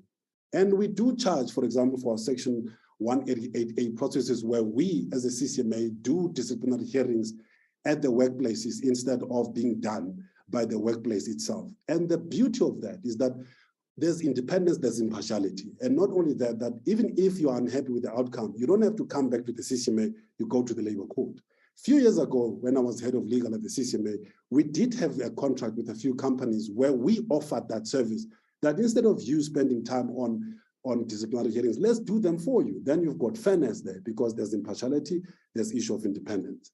It's a contract that I think we should redo. But the problem comes also that in terms of the generation of income that we make, we must be able to use that income to fund our programs. But at the end of the year, other than the interest earned, because that's part of the income that we get on the money that we get, on the income received, it is because of that type of service that we give. And at the end of the year, if we have a surplus because we've used our product to generate, then Treasury said, well, it's our money, we want to take it back. But I must give credit to Treasury. They have never placed us in a position where even on money we've generated, they don't give us a rollover. They do, assisted by the DG, of course, in doing so. We did get those, like this year also, they've managed to do so. But our plan, we had a strategy, we called an income generation strategy. Part of that strategy was not just about the advisory part, it's about all the programs that we can charge for, especially training and conferencing. We've tried it once where we ask people to pay, and people do respond. You just need organization, proper marketing, and also make sure that we capture that properly on the income received. We want to do more so that we can supplement, the budget that we have, so that we can then use more commissioners, then we can improve our ICT. And this we have to market. We want to market because it's a big thing that can make us money and make sure that we succeed. We're definitely in that. Lastly, on the issue of sheriff costs, we do get funding from the department, and we're grateful for that. This, as you correctly say, was intended to assist those that are below the threshold as set in the basic conditions. Yes, that is also correct, right? This is not properly marketed, I think, because there are many people who ought to benefit from this who are not benefiting from that, because this is intended to assist those that can afford to enforce outcomes that come from the CCMA. We want to, one part that is missing there, which we need to be strict about, is that if the employer causes us to enforce against them using our resources, we must be able to recover from the employer the cost of execution because they caused us to do so. If we do so, then the fund becomes self-sustaining. So we want to make sure that that works. And so we run that part, including the one on slide 31 on income. That should be the corporate side of CCMA, which deals with income generation, which contribute to self-sustainability, which is part of our pillars of optimizing the organization. That's how it links. And if that chain works, it means therefore we're providing better service to our users because we've got enough muscle to execute our mandate without being heavily and solely dependent on the apportionment of the budget from the department. If we are able to come up with a workable economic strategy when it comes to that, that's why it's important for us, Chairperson, that we must have a very effective ICT system and infrastructure. Because if we can get that, our webinars, online trainings, and our speed at which we do our hearing will be exceptional. Then we can deliver that service effectively. But we don't have the resources to do so. We want to beef up on this part so that we can have more money, so that I can be able to do so. We can reach that, not just in South Africa. We are assisting Swaziland, for example. We are now going to protect Namibia, for example. ILO always asks us to come and assist. We provide licenses in terms of our case management system.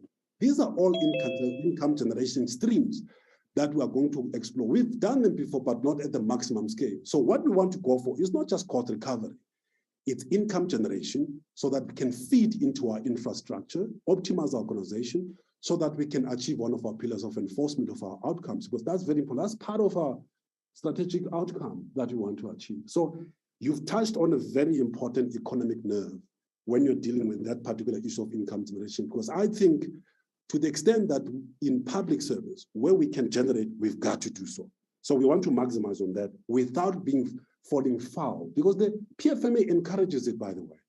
It does encourage that we can charge fees. We publish rates of what we do, but I think we must review those rates, because with conferencing, that, like for example now, we had a labor conference, a very successful one. We had the Chief Justice there, we have the Judge President, the Minister was there to also present. We've got leading commentators and professors who provided that conference. And if we charged a person per person 3,000 to 5,000 for attending that, we could make a lot of money. Even running 3 or 4, not to make profit, but to make sure that we are self-sustainable and we're able to fund our commissioners to run cases 100%. And at the moment, we're not running at 100%. So that's a very valuable thing to do. And we're going to make sure that it becomes successful. Okay. I've got all the questions, and if there are more questions, if my team wishes to add on things I've missed, especially on DR and numbers, they can add, Chairperson, with your permission.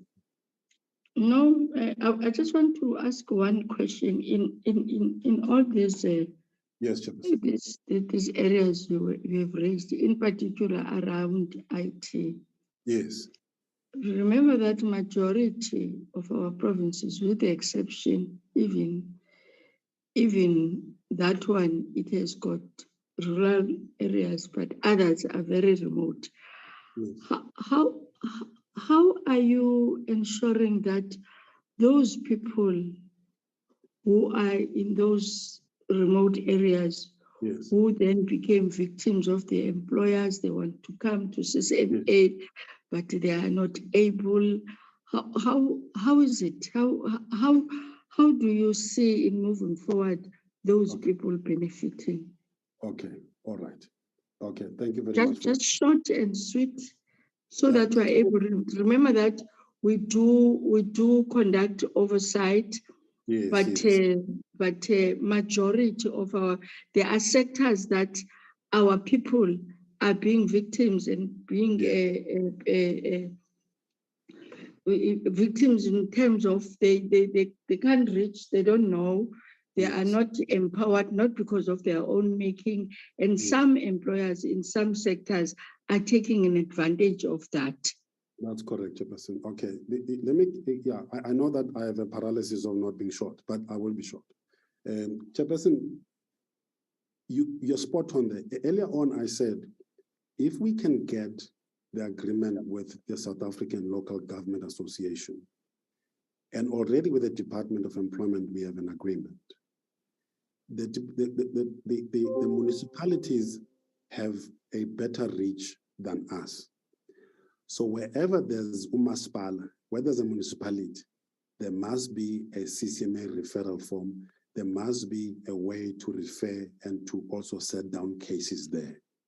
That is the physical part. So imagine you've got Department of Employment, you've got umaspala in the township, right in the dusty streets of the township, in the municipality. A worker can walk in there. They don't have to take a taxi.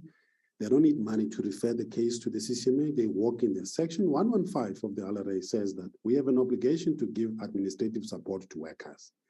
So it means that when they walk Gamaspala, they say, can I please refer a case to the CCMA? They say, please come. And we revive it. So here's a referral form. They refer there, they sign, they get advice. We've got an official there that assists them. They send it to the employer. It comes to the central database of the CCMA. The case is set down. It is received. And then when we set it down, or we can see, oh, this is from Eratanda. And then we take the set down, we send it back to the same municipality where it was referred. So somebody can walk to that municipality and do a case completely without leaving the township, without getting into a taxi. That's the plan of the non-ICT approach. If we can achieve that, then we would have made a historical achievement that townships are equal to suburbs. When you refer a case, you don't need to be rich, you don't need money. All you need is a referral and a pen. You walk to the municipality, you refer, you're advised. That's how we plan to it. And on this one, Chairperson, I'm asking you, Chairperson, and members of this committee to help us to achieve that. Because if there's any constitutional imperative of access to tribunal, it is what I'm presenting now. And in Umaspala at the moment, we're still struggling. There's an NEC that must meet. There's all sorts of things happening there. By the time we start the new financial year, Yaga 2023 or 2024, we want to be fully operational on all our online and digital platform for those that are sophisticated, that we give them the right and the platform to do cases platform. That's why I see what we call the e-commissioner. E-commissioner, commissioners who do cases purely online. Sitting at home, arbitrate, conclude, done. You don't have to leave your home. But those that don't have that facility must walk Gamaspala or walk in the Department of Employment and Labor or walk into the CCMA office. Everybody's happy. That's the plan. That's the ideal over and above everything else that we've said. So that's the answer to that question, Chairperson. Thank you. Are there any, I don't see any hands. I don't see any hands. Now we'll take the next presentation. Chairperson, I'm not sure if I can talk. I'm not able to raise my hand. Who are you? That's the head of BRRR. That's the Dispute Resolution National Senior Commissioner to assist to Chairperson. He's responsible for AMA cases, CCMA, in terms of the provinces. He wants to explain to you Route 38 in terms of the sheriff and our interpreter challenges that we have. So that you understand. As long as he's not going to be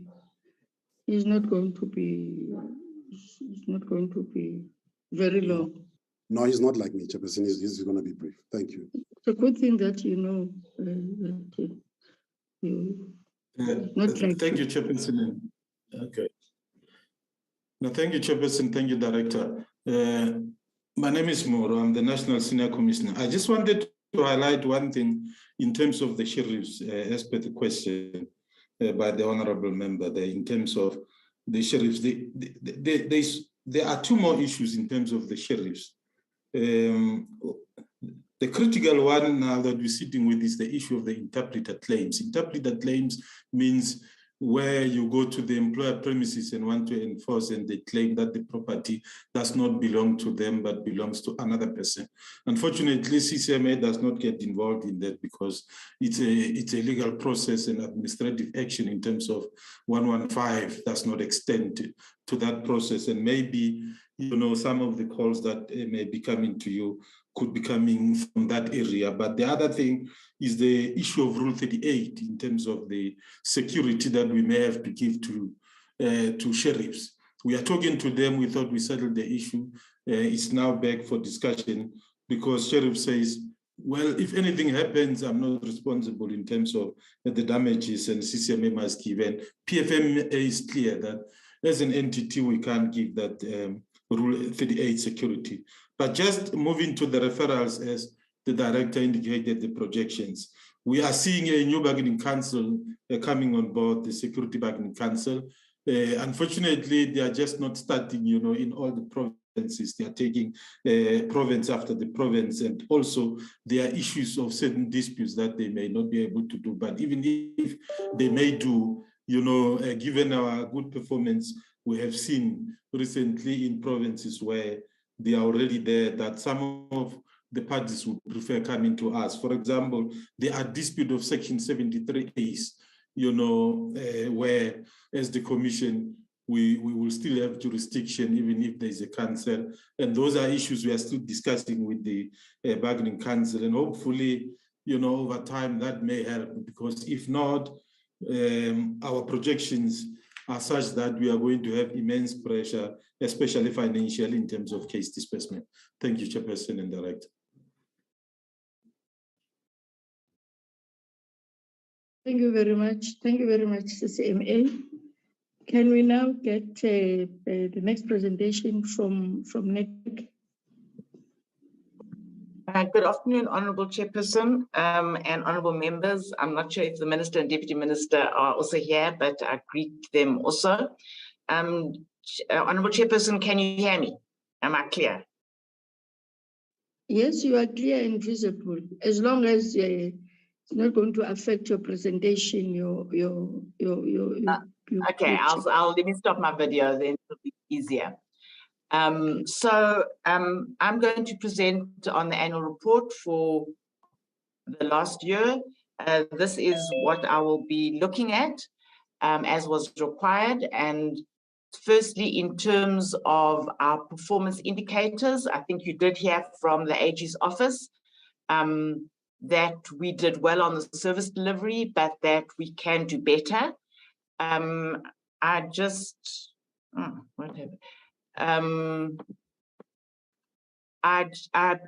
a screenshot of one of the slides that the AG's office presented, just to explain the indicators that were not met. As I've explained to the committee before, when I've come on the quarterly reports, we had a whole new strategic plan and annual performance plan, responding to the changed circumstances of Nedlac. So these are new indicators, and we may have been too ambitious. So, for example, the one we didn't meet was IT complaints resolved you know, sometimes within 24 hours, and our target was 100%. We definitely got in the 90s, but we didn't meet the target. And I think we think now that we had an unrealistic target. With training, we had a number of challenges again to move into a new environment with a lot more training. But we, you know, we have addressed it subsequently. And similarly with the M&E products, it was a relatively new indicator. In respect of the reports on processes not concluded, I think there was 1 or 2 reports that were not concluded. And to some extent, it was more about processes with social partners than any significant delay in the substantive process. And then the 3.2, really, again, this is a new indicator about giving technical assistance to social partners. And there were a number of procurement challenges. But, you know, I can say that in this financial year, we are doing significantly better. And so that, you know, our 66 or 67% is really a reflection of the shifts that and orientating ourselves to the new strategic plan and APP. So now to go on to what we have performed, I'll first talk about the work that's been done on the implementation of the Economic Recovery and Reconstruction Plan. And I've listed here the significant amount of information sharing and engagement which happened in the year in review. I'm sure the committee is aware that there is a social compact to support Eskom, and a lot of work done on the obstacles to self-generation and improving it. Eskom presented and then reported on progress on their just transition plan. Also on the tariffs, there was input on load shedding. There was updates from the DMRE on the implementation of the Integrated Resource Plan. There was work done both to prepare for COP in Glasgow and report backs. There was a presentation on carbon tax, and there is a task team which has just completed its work on inputting into the Electricity Regulation Amendment Bill. This is obviously very topical, so I went through it in a lot of detail. When it came to freight and public transport, which is also very topical, a lot of engagement on the problems that face Transnet, both at the ports and on rail, as well as the challenges with public transport. And on SMME, I think we were still dealing with the end of the COVID pandemic and how there can be appropriate relief for small business, as well as beginning to address issues around red tape. Then last year, or the year that we are reviewing, was obviously still an important year for COVID, where there were a number of work streams. The focus really on the prevention was on monitoring what is happening, responding to the non-pharmaceutical interventions, and then towards the end of the period, developing a code under the LRA to manage COVID in the workplace. On the vaccination program, there was significant mobilization for vaccinations, as well as a lot of consideration of incentives like vaccine certificates and vaccine mandates. Not all of the proposals made by the social partners were accepted by government. And then on the relief side, there was a lot of work done on oversight of the COVID TERS-19, as well as the distress grant, and motivating for its improvement and extension.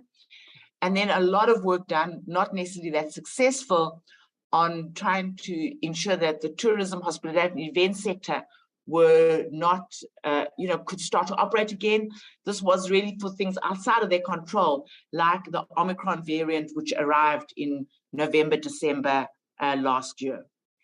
Then also in the year in review was the unrest in KZN Gauteng, and the Nedlac social partners, also had a rapid response to look at issues of relief, food parcels, and so on, and also monitoring that these things actually happened. Now to the ongoing work of Nedlac. Firstly, on the social dialogues, as you can see, a number of social dialogues, the most significant being the government budget planning dialogue, which was welcomed by National Treasury, but also on many of the, contemporary issues, the infrastructure plan, the migration policy, gender-based violence, and financial sector inclusion. Then a number of completed reports on legislation, the National Youth Development Amendment Bill, the National Health Insurance Bill, the Central Application Bill, and the Companies Amendment Bill. Outside of the National Health Insurance Bill, I don't think any of these bills have yet reached Parliament. On policy, a lot of work on policy with Home Affairs, on especially the most prominent, I think, being the critical skills list, as well as the one-stop border post policy. And then, very importantly, the Code of Good Practice on the prevention and elimination of harassment in the workplace, which the department, subsequently promulgated and is in effect. Then there's a number of policy and legislation not completed. The Social Development White Paper, which has been completed, similarly with the electronic deeds and the bill, a genocide bill. Labor law reforms is ongoing, and the Conduct of Financial Institutions bill has been completed. So most of these were not completed by the end of the year, but have subsequently been completed. Then other activities of the Section 77 Committee, there were 2 notices concluded, but I think more importantly, we concluded a draft code of good practice, clarifying a number of roles and responsibilities, timelines, and so on. Other activities in the period, research reports in respect of comprehensive social security and retirement were concluded and published.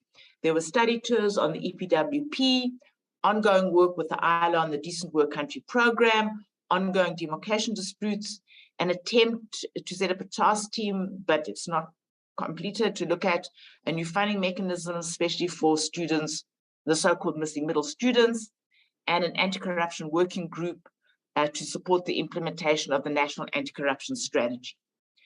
At an organizational level, I'll talk more later about the unqualified audit.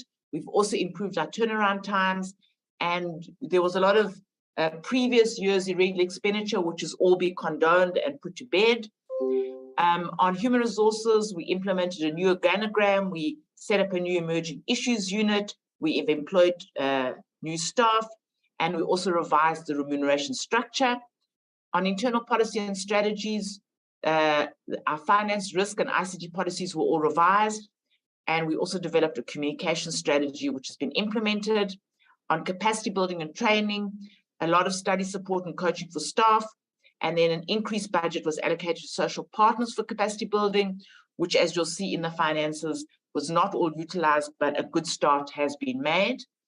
The governance task team, I've reported on this previously. The EXCO agreed on the way forward, and we are now in the process of amending, and considering detailed amendments around the incorporation of new work to manage representativity, to streamline governance processes, and to update how we consider legislation and policy. So now to the financial performance and audit outcomes. This was our summary of our financial statement. As you can see, a significant surplus, which we are in this year deploying in consultation with National Treasury, some of it to the CCMA, others of it to particular projects. On the breakdown per program, you can see that the biggest program is administration, because that's our salary budget. Our salary budget is obviously a big part of our work, particularly big percentage, particularly because most of our work now has remained online. So we have much less expenditure on travel and accommodation and catering. On core operations, some of the money not spent was really in relationship to processes of facilitation and research. And then on capacity, as I said earlier on, it has taken a while for the social partners to come up to speed. Then on audit outcomes, I think you did get the report from the AG, where she highlighted that the big issues are compliance issues. And it was, the findings were about the misstatements. And, as I indicated about how we want to address the findings, I think we need to be much more on top of changes to compliance, the laws, the regulations, and the GRAP standards. Yes, we did have fruitless and wasteful expenditure. It amounted to 31,716. And in fact, we are in the process of probably getting back 22,000 of this at the moment. Thank you, Chairperson. Honourable Chair.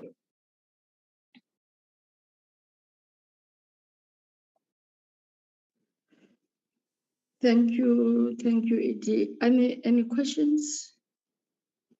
Michael Bagram. Mkonto. Okay. Okay. Honourable Bagram. Thank you, Madam Chair. If I may go ahead then. Yes, you may.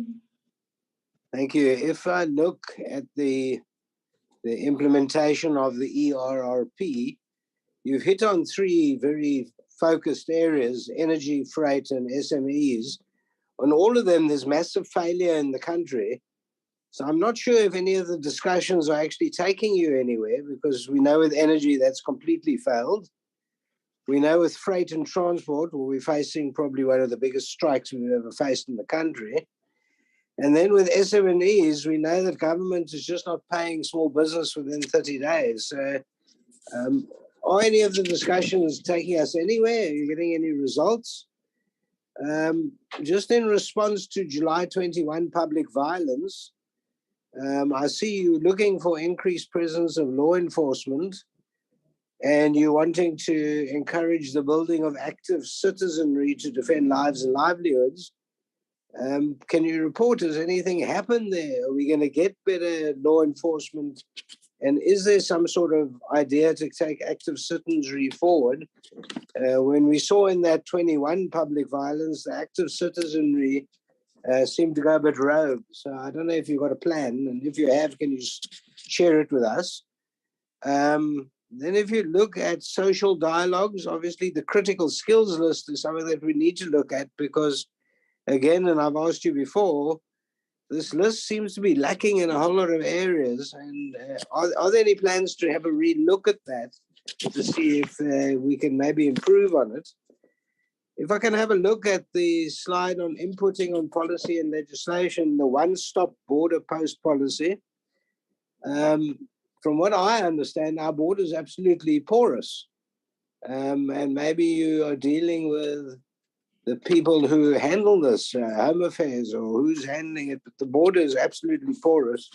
We tend to blame foreign labor that are here on permits, but what about people just walking in? And then inputting on policy and legislation, you had said that you were going to give us an outline of what other labor laws are talking about reforms tossed. Can we have a list of what you're actually talking about and where the discussion is at the moment? We don't seem to have had any report back at all. And then the government's task team progress. You're going to improve the process to manage representativity. Can you tell us what you've done? It's all very well to say it. You keep telling us that, but what have you actually done? This is now the third year you're telling us about that. Thank you. Honorable Nonsele. I'm sorry, Honorable Mkondo, Honorable Nonsele. Thanks, Chair. Chair, my first question will be on, unfortunately, I couldn't get the numbering of the slides, but there is a slide that is talking about the summary of the performance of the entity, and the slide that is talking about the expenditure of the entity. I just want to check with the presenter if the percentage of the work that has been done correlates with the funds that have been spent. And then, Chair, I will again go to the July unrests.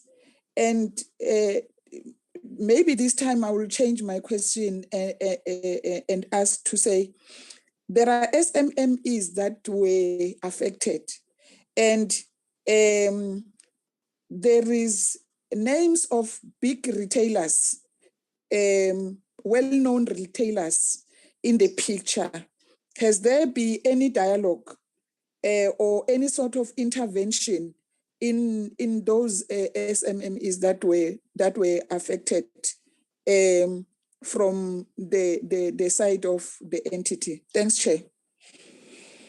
Thank you. Honorable Nonsele. Morning, Chair, and morning to honorable members. And thanks for the presentation by the Nedlac, in particular with regard to progress that has been made, Chair, on critical areas, particularly the area of the EWRP. What I wanted to check is, in addition to what Honorable Mkondo, in part which she has raised, is the extent to which social partners have been able to overcome, particularly discussion around the most urgent and pressing issues, that is of unemployment, particularly on how best, for instance, to take forward those areas of agreement that Director has just articulated in terms of her presentation. That is the key, those key areas. Because the agreements at Nedlac can be sound and good, but the extent to which social partners then agree on the implementation plans then becomes another area. If Jen, then maybe she can just further elaborate on the implementation plans. I'm covered on the question of the social unrest and the extent to which social partners have been able to talk with regard to the recovery plans and the interventions, particularly with regard, for instance, to those SMEs that were almost thrown under because they didn't have sustainable plans beyond the unrest. I think that those are the points, because as I understand, the Nedlac platform is more of social dialogue and agreements rather than to actually engage in the implementation itself. Thank you, Honorable Chair. Thank you. Ricardo. Thank you, Chair. My question relates to the governance task team, which has been ongoing for a number of years now. As we know, it was set up in 2017.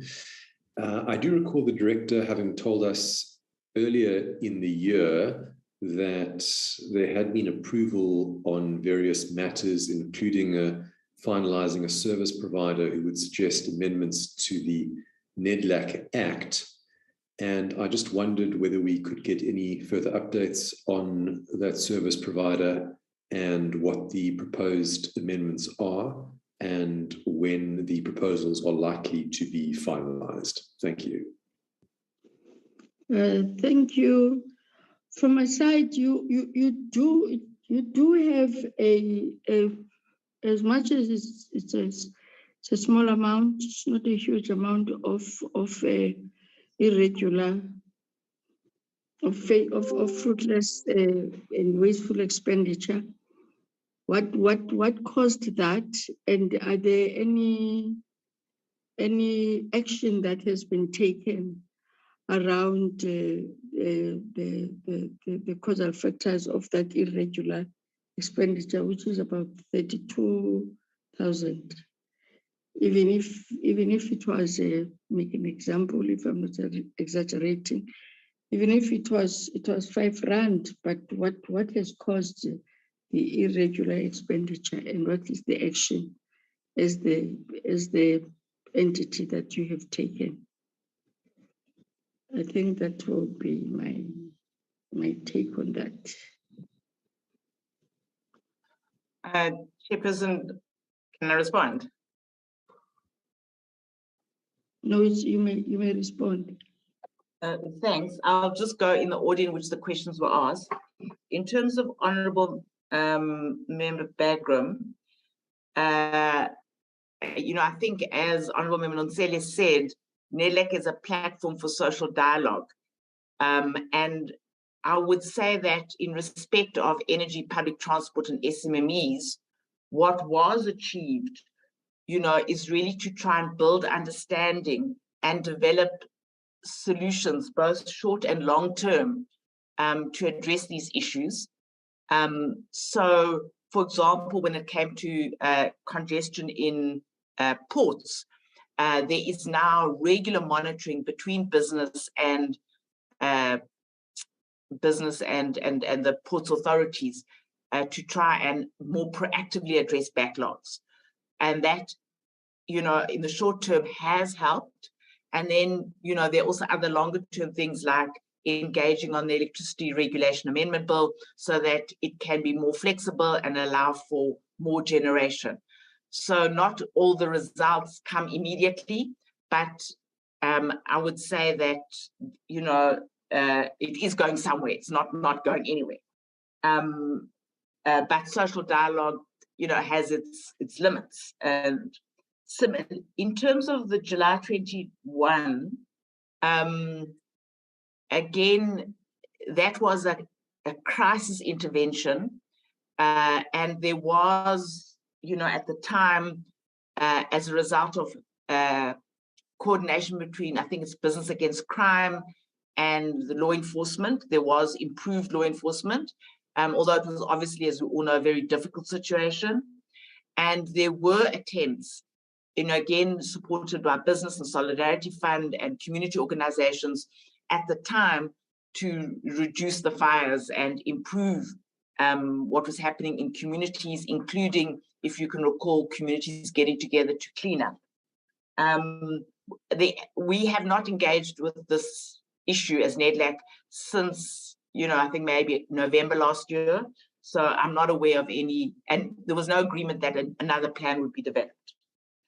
On the critical skills, the social partners, Organised Business Lab and Community have not asked for a review. And the Department of DHET and Home Affairs, who are the custodians of this, have not returned for a review. But I'm sure it is an ongoing thing, and they may very well return. Then on the issue of the one-stop border post, again, it is hoped that both the policy and possibly subsequent legislation and initiatives of Department of Home Affairs will reduce the porous borders. The contribution of Nedlac was to reach agreement on a policy approach in this regard. In terms of the labor law reform, through the DG's office, we did submit a document to the Portfolio Committee, Secretariat or Secretary. So I suggest, Honourable Chairperson, that that's followed up with in Parliament. We did, do that as was requested. On improved representativity, and maybe let me at the same time answer Honourable Member Cardo's question about what's happening with the Governance Task Team recommendations. So we did appoint a service provider, and a new bill with significant changes has been drafted and is now being considered by the social partners. The Constitution has been significantly revised and is, I think, 90% agreed by the social partners, and new protocols have been done which still have to be discussed.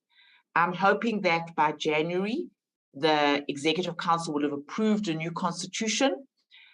In terms of the bill, that is a process which we need to discuss with the department. So in terms of so changes have been made both to the bill and to the constitution that shifts the responsibility for determining new people to come in or certain people to leave, has shifted from, the proposal is to shift it from the responsibility of social partners to the Executive Council. And there's also been work done on the criteria for admission. However, let me stress that these proposals have not been finally approved by our Executive Council, but will, are in the process.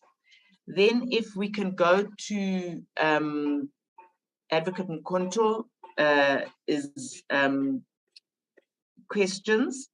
That's an interesting question. Is there a relationship between performance and expenditure?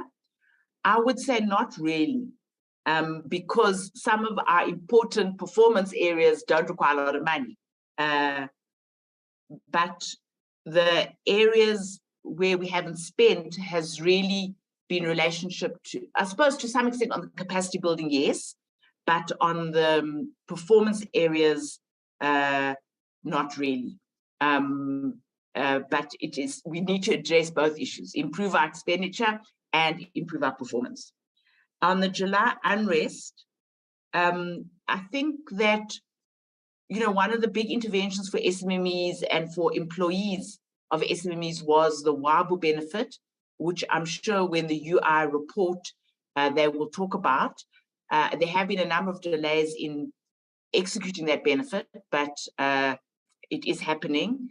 And then the other benefit has been to, there's a bounce back scheme that was introduced by National Treasury. It did take a long time, but it is now in place.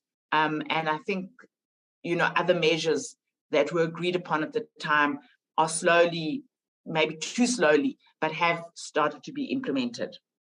In terms of Honourable Member Notzele, again, it's an important question that you ask. In respect of the ERRP, like the freight, SMMEs, even measures to address unemployment like the Presidential Employment Scheme, there is generally consensus between the social partners on what needs to be done and on the implementation. And there is generally a consensus approach to monitoring the implementation. And the challenges are things outside of the control of the social partners, so ones that we know about around Eskom and around freight. Then, I think, Chairperson, I think I've addressed the questions. I hope I've addressed them sufficiently.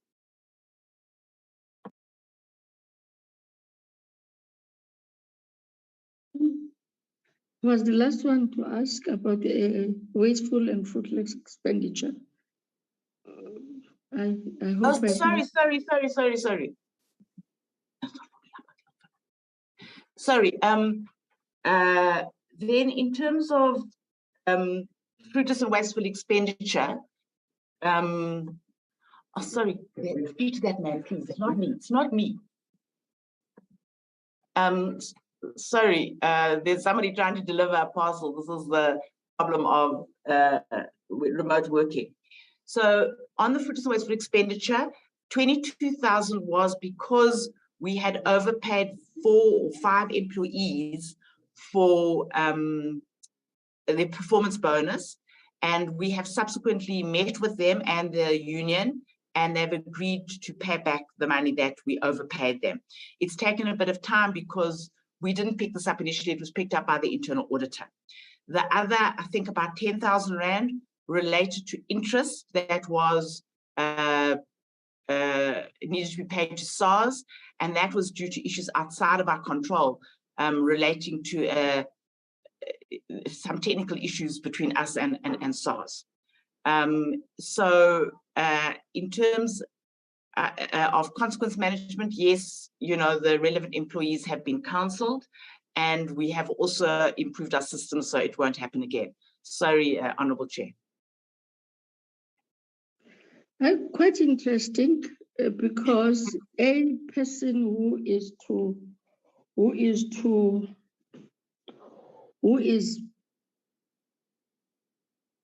preparing salaries and bonuses, that's a very, in my understanding and in my view, that's a very grave mistake to overpay somebody.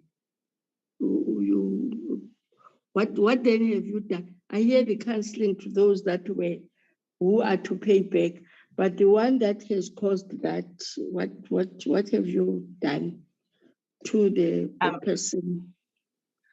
Okay, so Chairperson, it is a little bit complicated, and if you want, I can prepare a report because I took responsibility for the mistake. It was a mistake that in the report, what I had written in the report to the Human Resources Remuneration Committee was that everybody over 51% and over should get a bonus. However, the policy says you have to be over 51. So I took responsibility for that, and the issue of counselling rests with the overall conveners of Nedlac. However, but we subsequently, the affected employees have agreed that the money can be repaid. So we will address the fruitless and wasteful expenditure. It'll no longer, there will no longer be fruitless and wasteful expenditure because that extra money will be repaid. Okay. No, thank you. Thank you.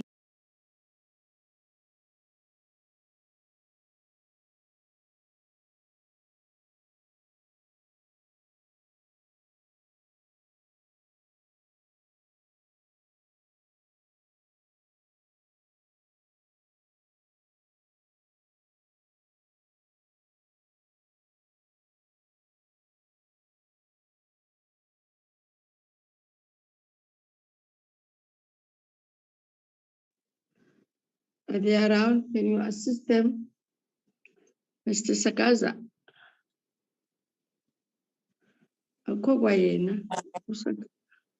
On the corner chair, Tizamucheka, who was given the co-host, it's Justice. Justice, yes, he's about to. Yes, he's about to fly. Yeah, there he comes. Okay. Thank you, Chair. Okay.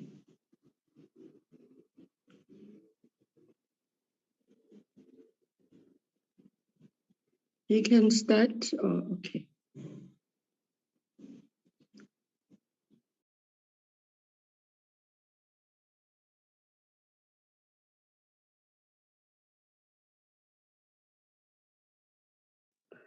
We know the problem of videos, but if we can just see him.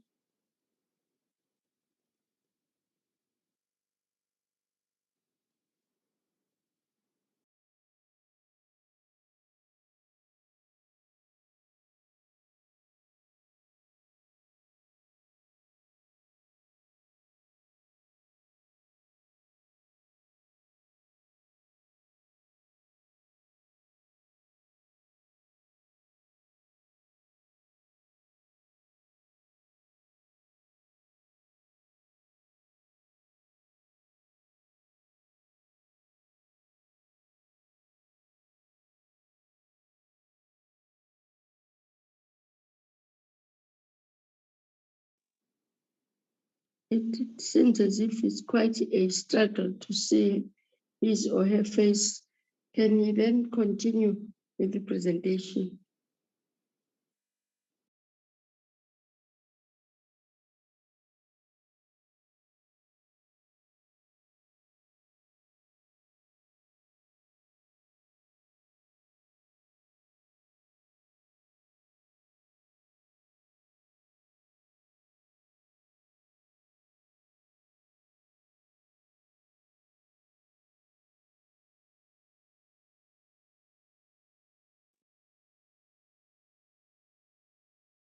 Good afternoon, Chairperson, members of the committee, the Minister, Deputy Minister, Acting Director General, the Executive of DEL and its entities, and Auditor-General Office.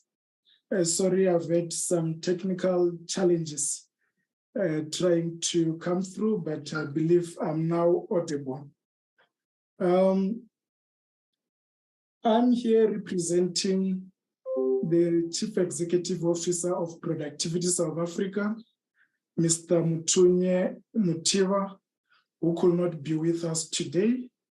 He have disposed a letter to the acting Director General where he indicated his apology and the fact that he's nominating myself, Justice Chifraro, together with the acting CFO, Mr. Polisi Drudla, to come and deliver this presentation. You will see in our submission that it contains about 39 slides. However, I will not go through all of them. I'm thankful of the presentation done by the Auditor-General earlier this morning with regard to the annual report for 2021-2022. So I have no intention to repeat any of those. I am, however, together with my colleague, available to engage if members have any questions with regard to any of the full 39 slides that have been provided.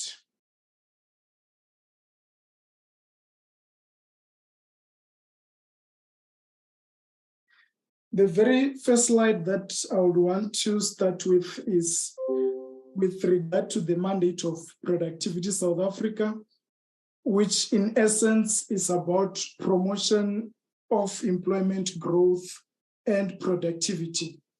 By merely looking at this particular mandate, it is very clear that an enterprise is at the center of the work that Productivity South Africa does. Because without an enterprise, there will not be any employment, let alone productivity or competitiveness to be improved.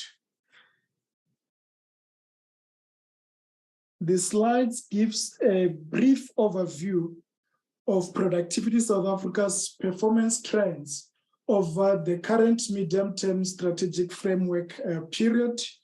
You will see we come from a high in 2019-20 of 100% performance, and we took a dip during the pandemic in 2020-2021 financial year where we achieved at 67%.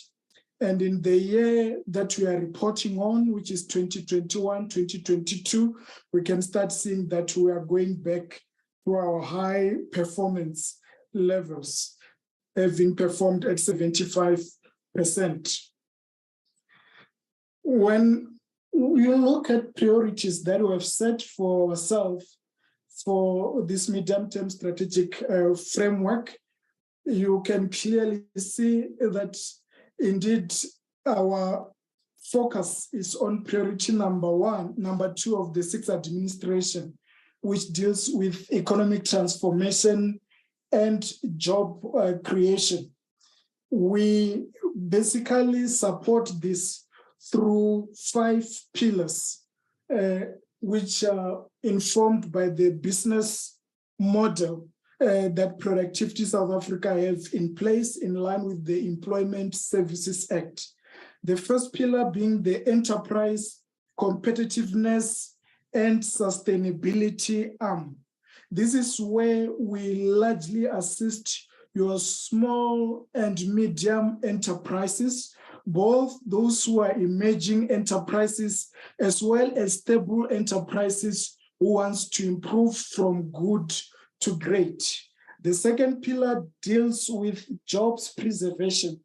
This has to do with companies that are going through distress or decline, with prospects of employees getting retrenched. So this intervention focuses on development of turnaround strategies and implementation thereof to prevent job losses and or at least minimize potential job losses through those interventions. Pillar number 3 deals with evidence-based planning, monitoring, and evaluation. This is done through our research, innovation, and statistics. We see this arm as an important mirror for the country to see how are we doing as far as productivity and competitiveness is doing. We are, as a nation, we are a partner of Institute of Management Development in Lausanne, Switzerland with regard to the publications of the competitiveness yearbook, where South Africa is one of the 63 economies that participate in this competitiveness yearbook. It's able to tell us how we are doing against those 62 other peers.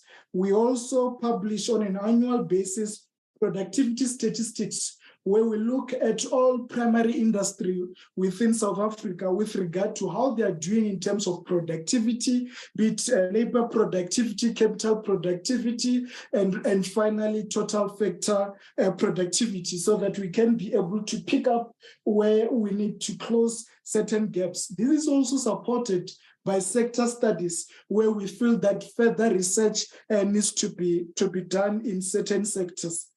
The fourth and final element deals with productivity, culture, and accountability. This is where our awareness programs are based on. In this particular month, this is in an overdrive, where October is productivity month, where we are going throughout the nation, highlighting the importance of productivity to all the social partners. We pursue these 4 objectives in order to trigger the following outcomes. Number 1 being enterprise wealth growth. As I've indicated when unpacking the mandate, that the enterprise is at the center of the work that we do. Without the enterprise, we can't talk of employment. We can't talk of productivity and competitiveness enhancement. Number 2 outcome, which is key, is employees' income growth. Because once we intervene and the performance of these businesses financially begins to improve, it augurs well for sharing of those productivity gains with the employees. We also believe that our work contributes to the revenue growth of government, because the more our interventions improves the profitability of enterprises, the more a contribution in terms of tax, both from the enterprise perspective, corporate perspective, as well as from employees that are employed by the same enterprises. We also believe that one of the key outcomes that we bring about into the workplace is the aspect of transformation. Here is where we ensure that at enterprises there is social dialogue between management and workers with regard to ensuring that productivity and competitiveness is enhanced, and once we have significant gains, that those gains should be equitably shared. We also believe that our interventions bring an outcome of increased competitiveness as well as poverty reduction. The annual performance plan for the financial year 2022-2023 basically is based along these 3 priorities. Priority number 1, which is looking at a capable, ethical, and developmental state. The strategic objective that we have there is to strengthen the institutional capacity of Productivity South Africa to deliver on its mandate and financial sustainability. We believe there is important developments within DEL with regard to this particular aspect happening through the program of reconfiguration, where already there are certain decisions made with regard to transfer of employment-related functions to Productivity South Africa, such as labor activation program from the Unemployment Insurance Fund. And it is through these strategic objectives that we look at issues of ensuring that these SMMEs are paid within the 30-day payment period. It's also in these particular strategic objectives that we look at issues of governance, where we strive to eliminate wasteful and fruitless expenditure. We also believe that capacitation of our workforce is very important to make sure that we are able to deliver on this strategic objective. Priority number 2, which deals with economic transformation and job creation, is really anchored upon two key strategic objectives. The first one being the enterprise competitiveness and sustainability, which is to improve productivity to sustain inclusive economic growth and competitiveness. This is where we are servicing the emerging businesses, your SMMEs, cooperatives, as well as your stable businesses that want to move from good and great. The third objective has to do with job preservation in line with the various presidential job summit, economic recovery, and reconstruction. This is where we develop turnaround strategies and implement them in order to preserve jobs. And finally, in priority number 2, still, we also have the evidence-based planning, monitoring, and evaluation, which I've talked about, which deals with the research around productivity and competitiveness related issues, as well as raising awareness about productivity in trying to influence the culture of South Africans. On the budget for 2022-23 up to 2025-26, that's what we have budgeted for, Chairperson. I think this is where my presentation ends. Thanks a lot.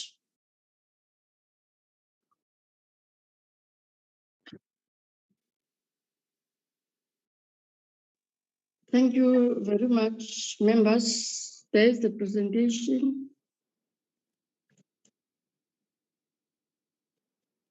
I don't see any hands. So it means it's simple and clear. Mr. Honorable Nonsale. Thank you, Honorable Chair. Again, good afternoon to honorable members, Honorable Minister and Deputy Minister, the guests as a whole. Chair, firstly, let me appreciate the presentation that has been made by Productivity South Africa. And my questions is just 2 of them. The first one is with regards to clarity on the question of the budget. Maybe if they can just clarify, I'm not sure, I may have missed the slide, but there is in terms of their expenditure projections, a saving that was made linked to the period, that is the lockdown period. Maybe if they can elaborate a bit on that. I would have a follow-up question on that clarity when they have made it. And then the second one is on slide 33, that is priority number 2 on strategic objective number 2. Enterprise competitiveness. The issue here is that PSA has over time reflected on the decline in terms of competitiveness, enterprise competitiveness in across sectors in South Africa, to an extent that we have declined by almost 4, if not 2 places globally. The question, therefore, is to what extent have they made any meaningful impact in addressing that, so that our productivity levels are in fact in tandem with our developmental goals in ensuring that our economy, in fact, moves up in terms of competitiveness and in terms of at least having an improved ranking globally. I'm sure members would recall that was contained in one of the presentations made by the chair of the entity. So those are the 2 questions that I would put forward. Thank you, Chair. Thank you, Honorable Nonsale. The first one is clarity, which you will then come back when the clarity has been sorted. And yes, the other one is straight. Okay. Justice, over to you. Thanks, Chairperson, and thanks, Honorable Member, for the question. On the budget, indeed, we did make significant saving during the period of COVID. Number one, we took a deliberate decision to relook at our office accommodation. We are in a building where not many years ago, we were occupying about 4 floors. We have cut that use of that space to about just 2 floors, which means we have significantly saved in terms of rental. The rationale behind that particular decision was with the assessment of the fact that majority of our employees are field workers, which means they go to these SMMEs and do interventions there, which means they don't necessarily have to have own workspace. We have decided to have shared space whenever they come in so that they can be able to plug in. It also helped us that we moved into a hybrid working model, where we empower our employees with all the necessary gadgets so that they can be able to be productive wherever they are, with a very limited need of really office space utilization. And of course, during COVID, as you will appreciate, because we have projects in all 9 provinces, in all the districts across the country, we have saved significantly when it comes to traveling expenditure, because some of the services we were able to digitize where it was possible, which means we're able to do things online. But we should appreciate that there are those people without access to that, which means we still have to do physical service delivery. The CFO, once I'm done, acting CFO might come back to just give the details in terms of rents and cents, in terms of those particular savings. On the issue of the declining competitiveness of South Africa, it's indeed a very worrying trend. And as I've indicated, the role that we play here in partnership with Institute of Management Development is to provide a mirror for South Africa, to say, how are we doing against some of the best in the world? Because the 63 countries is not all the countries that there is, it's largely your developed economies that participate within that index. But I will start by saying that productivity is actually everyone's business. In that index, it includes a whole lot of issues and factors and variables that are not necessarily linked to productivity SA mandate, that are not necessarily about SMMEs or enterprises as such. You will know that one of the Achilles heel of our economy is the issue of energy, which is something that is lying elsewhere, not within the Department of Employment and Labor, but it's so significant for productivity and competitiveness enhancement. You also have issues around infrastructure that touches even on aspects of education, aspects of research overall. So it is really that index cuts across all spheres of the economy of South Africa, whether it's including government or business. So what we do with that report is to tell people how are we doing, which areas are we not doing well, so that the necessary partners and can be able to take their play their necessary role to ensure that that is done. So to this end, we have encouraged the economic cluster to really adopt the competitiveness yearbook of IMD, so that they can see it as a strategic document that should inform policy going forward, in order that South Africa can start climbing up high on those places. I will hand over to the acting CFO, Mr. Grudler, to give more meat to the savings during COVID. Over to you, Mr. Grudler. Thank you, Justice. Thank you, honorable members. Thank you, Chair. I think just in short, we, in the previous financial year, 2020-21, we saved about close to 5 million, and last year we had a surplus of about 9 million.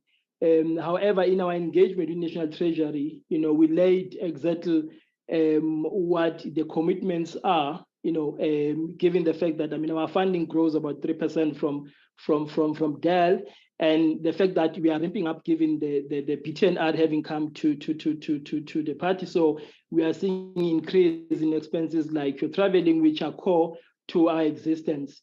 But yes, there have been savings, and from our space, they've been significant. Thank you.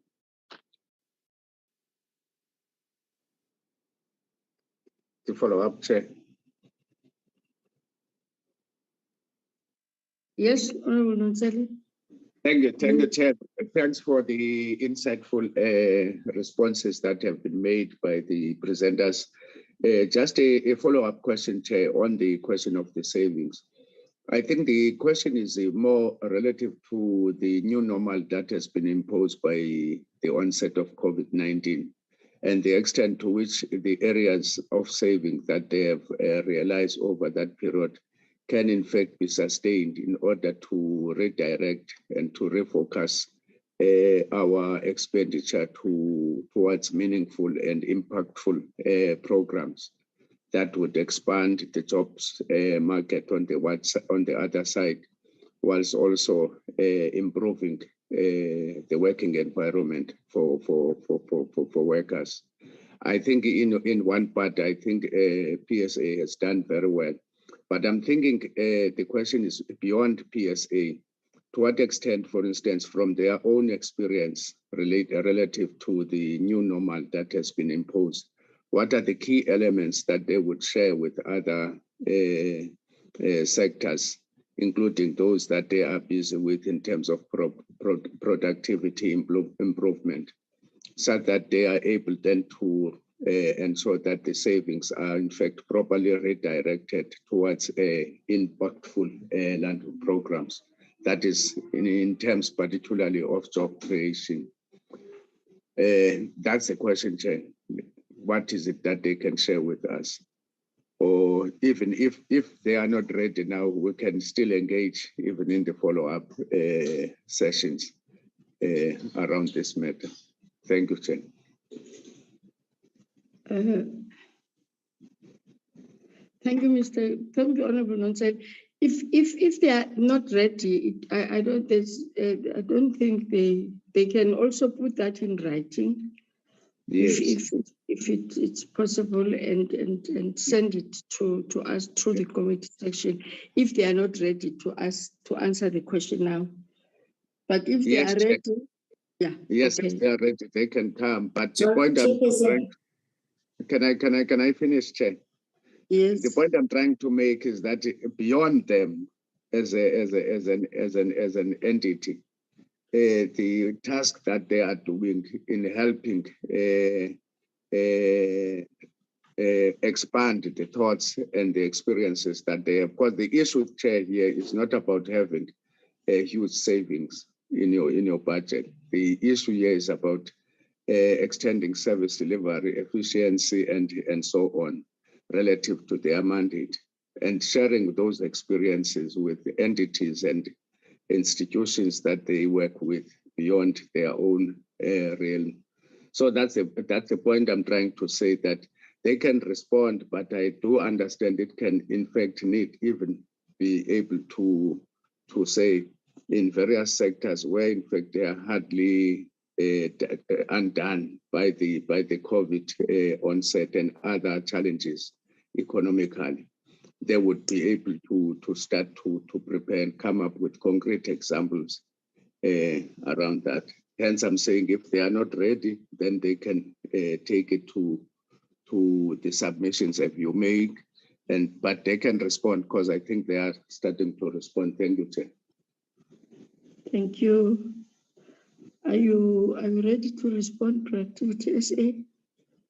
Yes, Chairperson, we are ready to respond.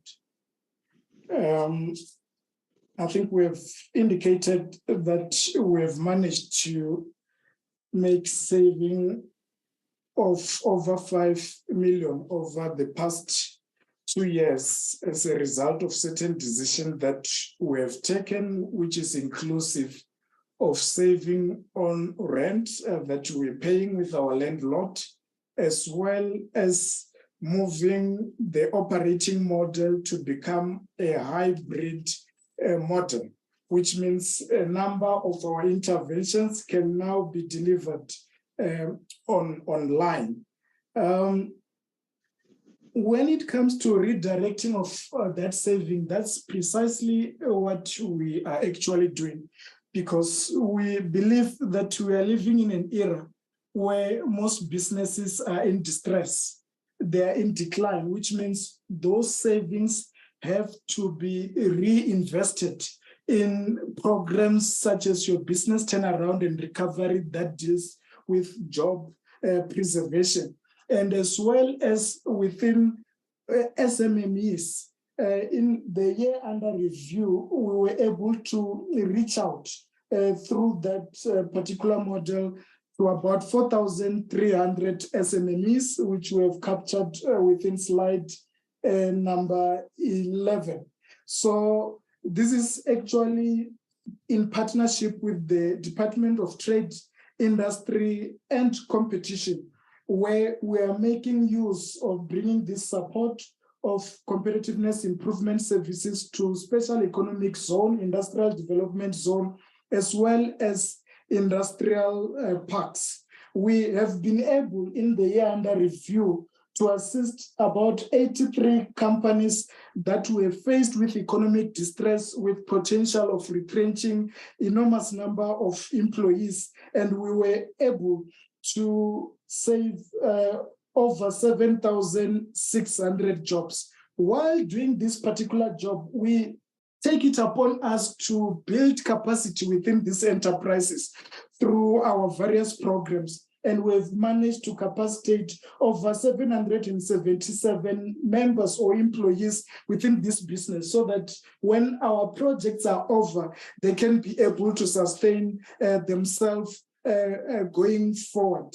So in essence, I mean, if we have to talk about productivity in general, for productivity to thrive, you need a conducive environment for that.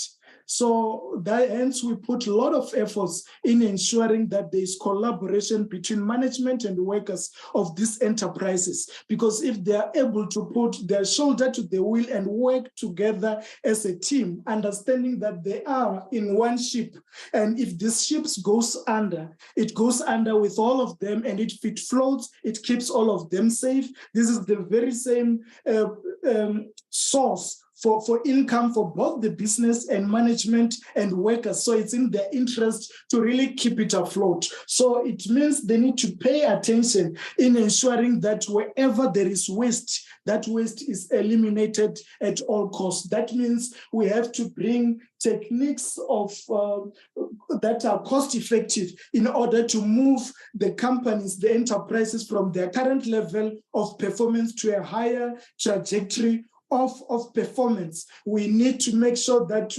we deliver what the customer wants if we are going to remain in business, if we are going to retain our market share, which means we need to deliver the right goods at the right time, at the right price. So those are some of the things that we are actually doing, Chairperson, in order to make sure that we share the expertise that we have and we reinvest the savings that we have to make sure that we promote employment growth and productivity.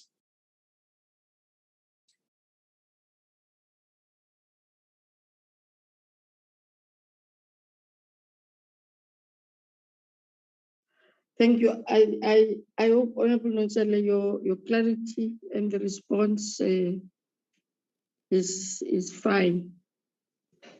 Thank you, Chair. It's covered, yes. You are covered, okay. No, thank you, honorable members. By the looks, we don't have any questions. Okay, yeah, no, there are no questions. There are no hands which are up. We have then received the presentation from the three entities. Just to remind honorable members that they must understand that we won't be receiving any annual performance plans from two of our entities. And yeah, now before we close, I don't know whether the minister is still around. If are there any issues that you would like to raise in terms of the presentation by the AG and the responses and questions that we have asked? Yeah. Over to you, Honorable Minister. I'm there, Chair. Well, Chair, I must just say we are always comfortable with the engagement with the portfolio committee. In the actual fact, with all parliament committees. The reason for that is the understanding that we have that democracy must be meaningful to the citizens. So government must perform, and in that performance, make sure that the limited resources are utilized prudently. So for us to be here is not just mere compliance, but is to evaluate the contribution that the department and its entities make in reconstructing the country that was totally destroyed by the erstwhile white minority government. So we look at these meetings with that kind of broad lenses as opposed to narrow ones.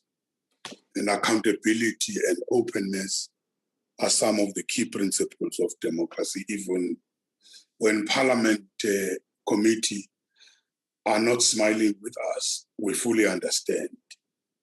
Pity that I also had a divided attention to this meeting due to a lot of work that has to be performed in the other areas. But the DM and myself, we will continue to respect the portfolio committee and all other committees. And Chairperson, the office of the AG presented to you, this office presented information that we all or we are fully aware of, because they also briefed us, and we continue to cooperate with that office. The CCMA as well as Nedlac and Productivity South Africa. There's a lot of work for CCMA given the environment that we're operating in, and listening to what the IMF is saying in terms of the global outlook. Internationally, we're moving towards disaster in terms of economic growth. So we're always striving to ensure that the CCMA receive all the support it needs. And I look at Nedlac as that pot that ensures that state laws are properly cooked with all the ingredients. That is amongst others. It's critical entity that drives our democracy, and it remains important to recognize good performance. And then program 2 of the productivity SA is competitiveness or improvement services. And what this program set itself is the target in the 2021 financial year, which achieved 100% of it. So there ought to be improvement with regard to program 3, which is the business turnaround and recovery. And we have a full understanding as to what needs to be done in that space. But overall, the work of Productivity South Africa does remain key in the development of the country. And Chair, I spoke about the 2 funds that could not table their 2021 annual reports in Parliament. And I did indicate that when we met previously, I shared with the Portfolio Committee some of the interventions that we have embarked on with regards to these 2 entities. When they are audited, the performance is tabled, I may have to repeat certain issues. Well, I've heard some of the members of the committee, Chair, raising matters about these 2 funds. as if we are not interacting at a regular basis and share the information. And some of the questions were posed, of course, to the AG in the meeting. And we're not defeated. We're not helpless. We have a plan to deal with this. And I can say, Chairperson, with regard to compensation fund, it should be stated that one of the major drawbacks of this fund is historical challenges, which go back even to 2012-13. These historical challenges characterize these systemic, deep-seated current challenges of this entity. So a lot of work in the compensation fund is being done to free this entity from the prison of these historical challenges. And I stated before, there are various interventions. Many of these I shared with the committee. It was in this portfolio committee that suggested, in fact, it was this portfolio committee which suggested that forensic investigation must be instituted in the affairs of the compensation fund. And then from the side of the executive, we applied our minds in that suggestion, and we ended up taking that decision of instituting forensic investigation. It is currently taking its course because, Chairperson, we are all interested in understanding the real root causes of this. Over and above, I have stated in relation to the forensic investigation, my firm view is that the organizational architect of the compensation fund, amongst others, it's one of the biggest culprits of the reasons why this particular entity is struggling to get out of the woods. And I will continue to speak about great work done by the UIF when it comes to the distribution of the relief fund of COVID-19 tests. What South Africa, through the UIF, did for workers during the time of the desperate need is phenomenal. And that is not to say the structure or the whole setup of the UIF was not negatively exposed.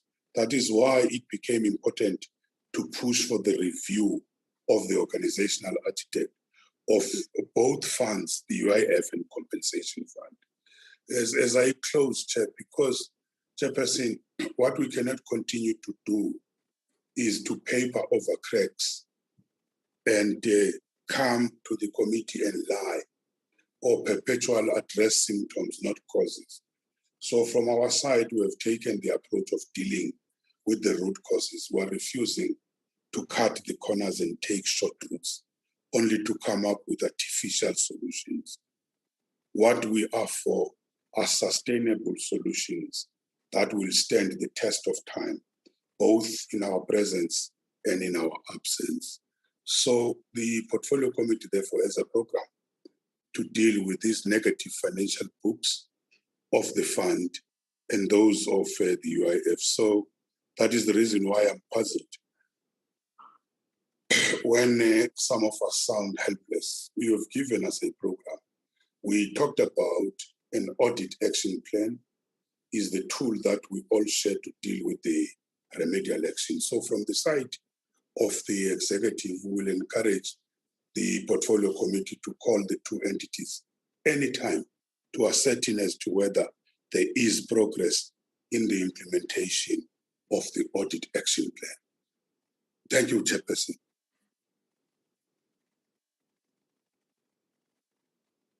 Thank you, Honorable Minister. I think when we started in 2019, we did reflect our concerns, and there was a little bit of a panic at the time, but from the office of the chair, there is work that is being done, as much as is not at the pace that we would have loved it to be done. And maybe it's really that we can't chase you to do things for the sake of doing them, because there are laws that are governing any process in the country. And I think I would like also to remind ourselves, because there are laws that are governing anything. There are laws that govern workers. There are laws that govern institutions that are dealing with some of the matters that are put in place. And it is in that case that we will forever be calling these two entities. Yes, it's quite disturbing to that the two entities didn't present, but it's not preventing us. That, as you have said, is not preventing us not to call them. We will commend CCMA on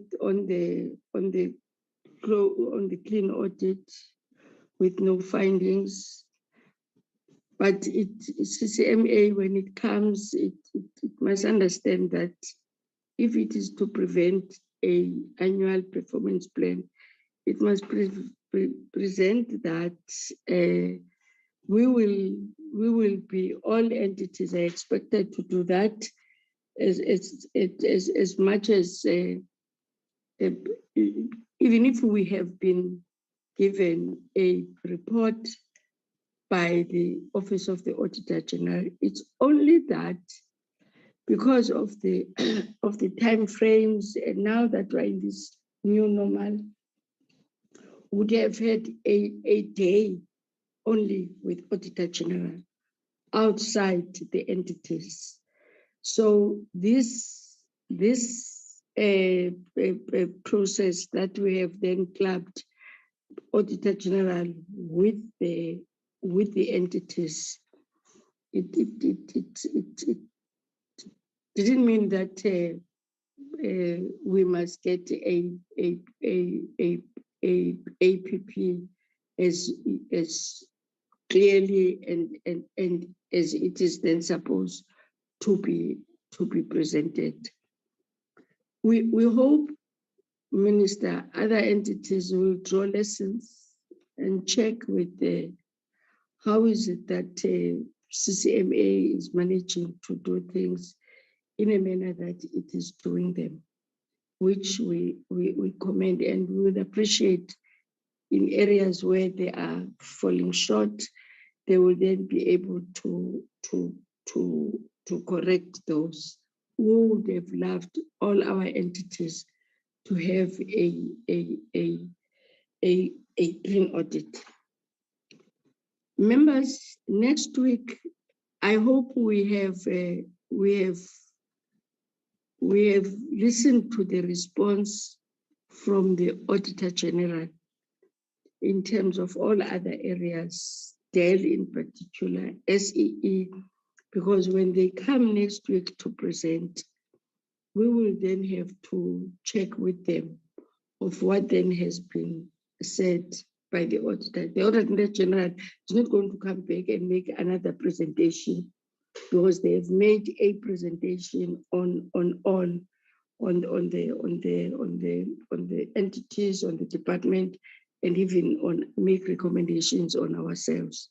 So it will be very important that we have dotted out their responses on questions that we have asked, but also it's not preventing us to ask the department on the issues that have been raised by the Auditor-General. So I'm trying to say, don't expect the Auditor-General to come back next week. It's going to be us and the department and the ministry in particular to be here. Minister Nxesi, we appreciate the commitment and the taking serious of the work of our committee. Because it's one of the ministries that do show commitment and sign of respect on the work that we are doing of conducting oversight in different ways. And there will be times that we will throw our toys and our tantrums and be hard on you. But what I appreciate as the chair is that at least you do understand and make us to understand that some of the things are not going to be done if we raise them tomorrow. Next week, they are going to be, if they've been raised today, tomorrow they are going to be done. And a case in point here is compensation fund. And I think as the committee, at some point, we must, one, manage our emotions, and two, understand some of the things. I do have some difficult questions and engagements that I would like to share with ourselves at the time where we sit as the committee, as members of the committee, in particular on compensation fund, because at times I do think, and maybe I'm raising this maybe because I'm not defensive, I'll never be defensive on any department, maybe because of the advantage that this is my third term. And it is only in this term, truth be told, it is only in this term, Minister Nisi, both of us and the two members of the DA, we have been in this road. It is only in this term that members of this portfolio committee in this term have really been vigorous in asking issues about compensation fund. I just want ourselves, I'm not implying that it is right what is happening, and I'm not implying that questions are not to be asked, but at times we must take one step back and remind ourselves, yes, we want to leave a legacy at the end of this term that we are going to be able to say, APCT, we are here. We will ask the questions, Minister, next week. I know you are given a caretaker responsibility of public service and administration, but your primary responsibility, I'm sorry to say that, I will say it even to the president, your primary responsibility is public, it's employment and labor. Would appreciate if you can also be here tomorrow, next week, because we will be dealing with the department next week. And yeah, it is not going to be fine. It's not going to be easy, but obviously we have never, and we will never, and I will never allow us to create a hostile and a hostile environment, but we will ask those difficult questions.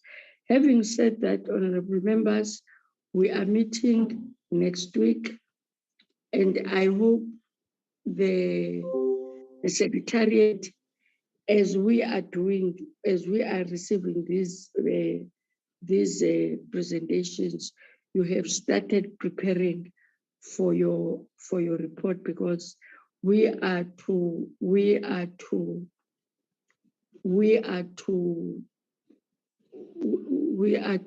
ensure that at the time that we are to adopt the report, we don't miss the deadline that we are given. If it wasn't because of some other issues, I would have loved that we do everything this week, and next week you prepare your report, but there are things that are beyond my control. Having said that, members go and read your presentations, AG and the DEL, until we meet again next week. Thank you very much. Thank you very much. Have fun. Thank you. Thank you very much all, and good night.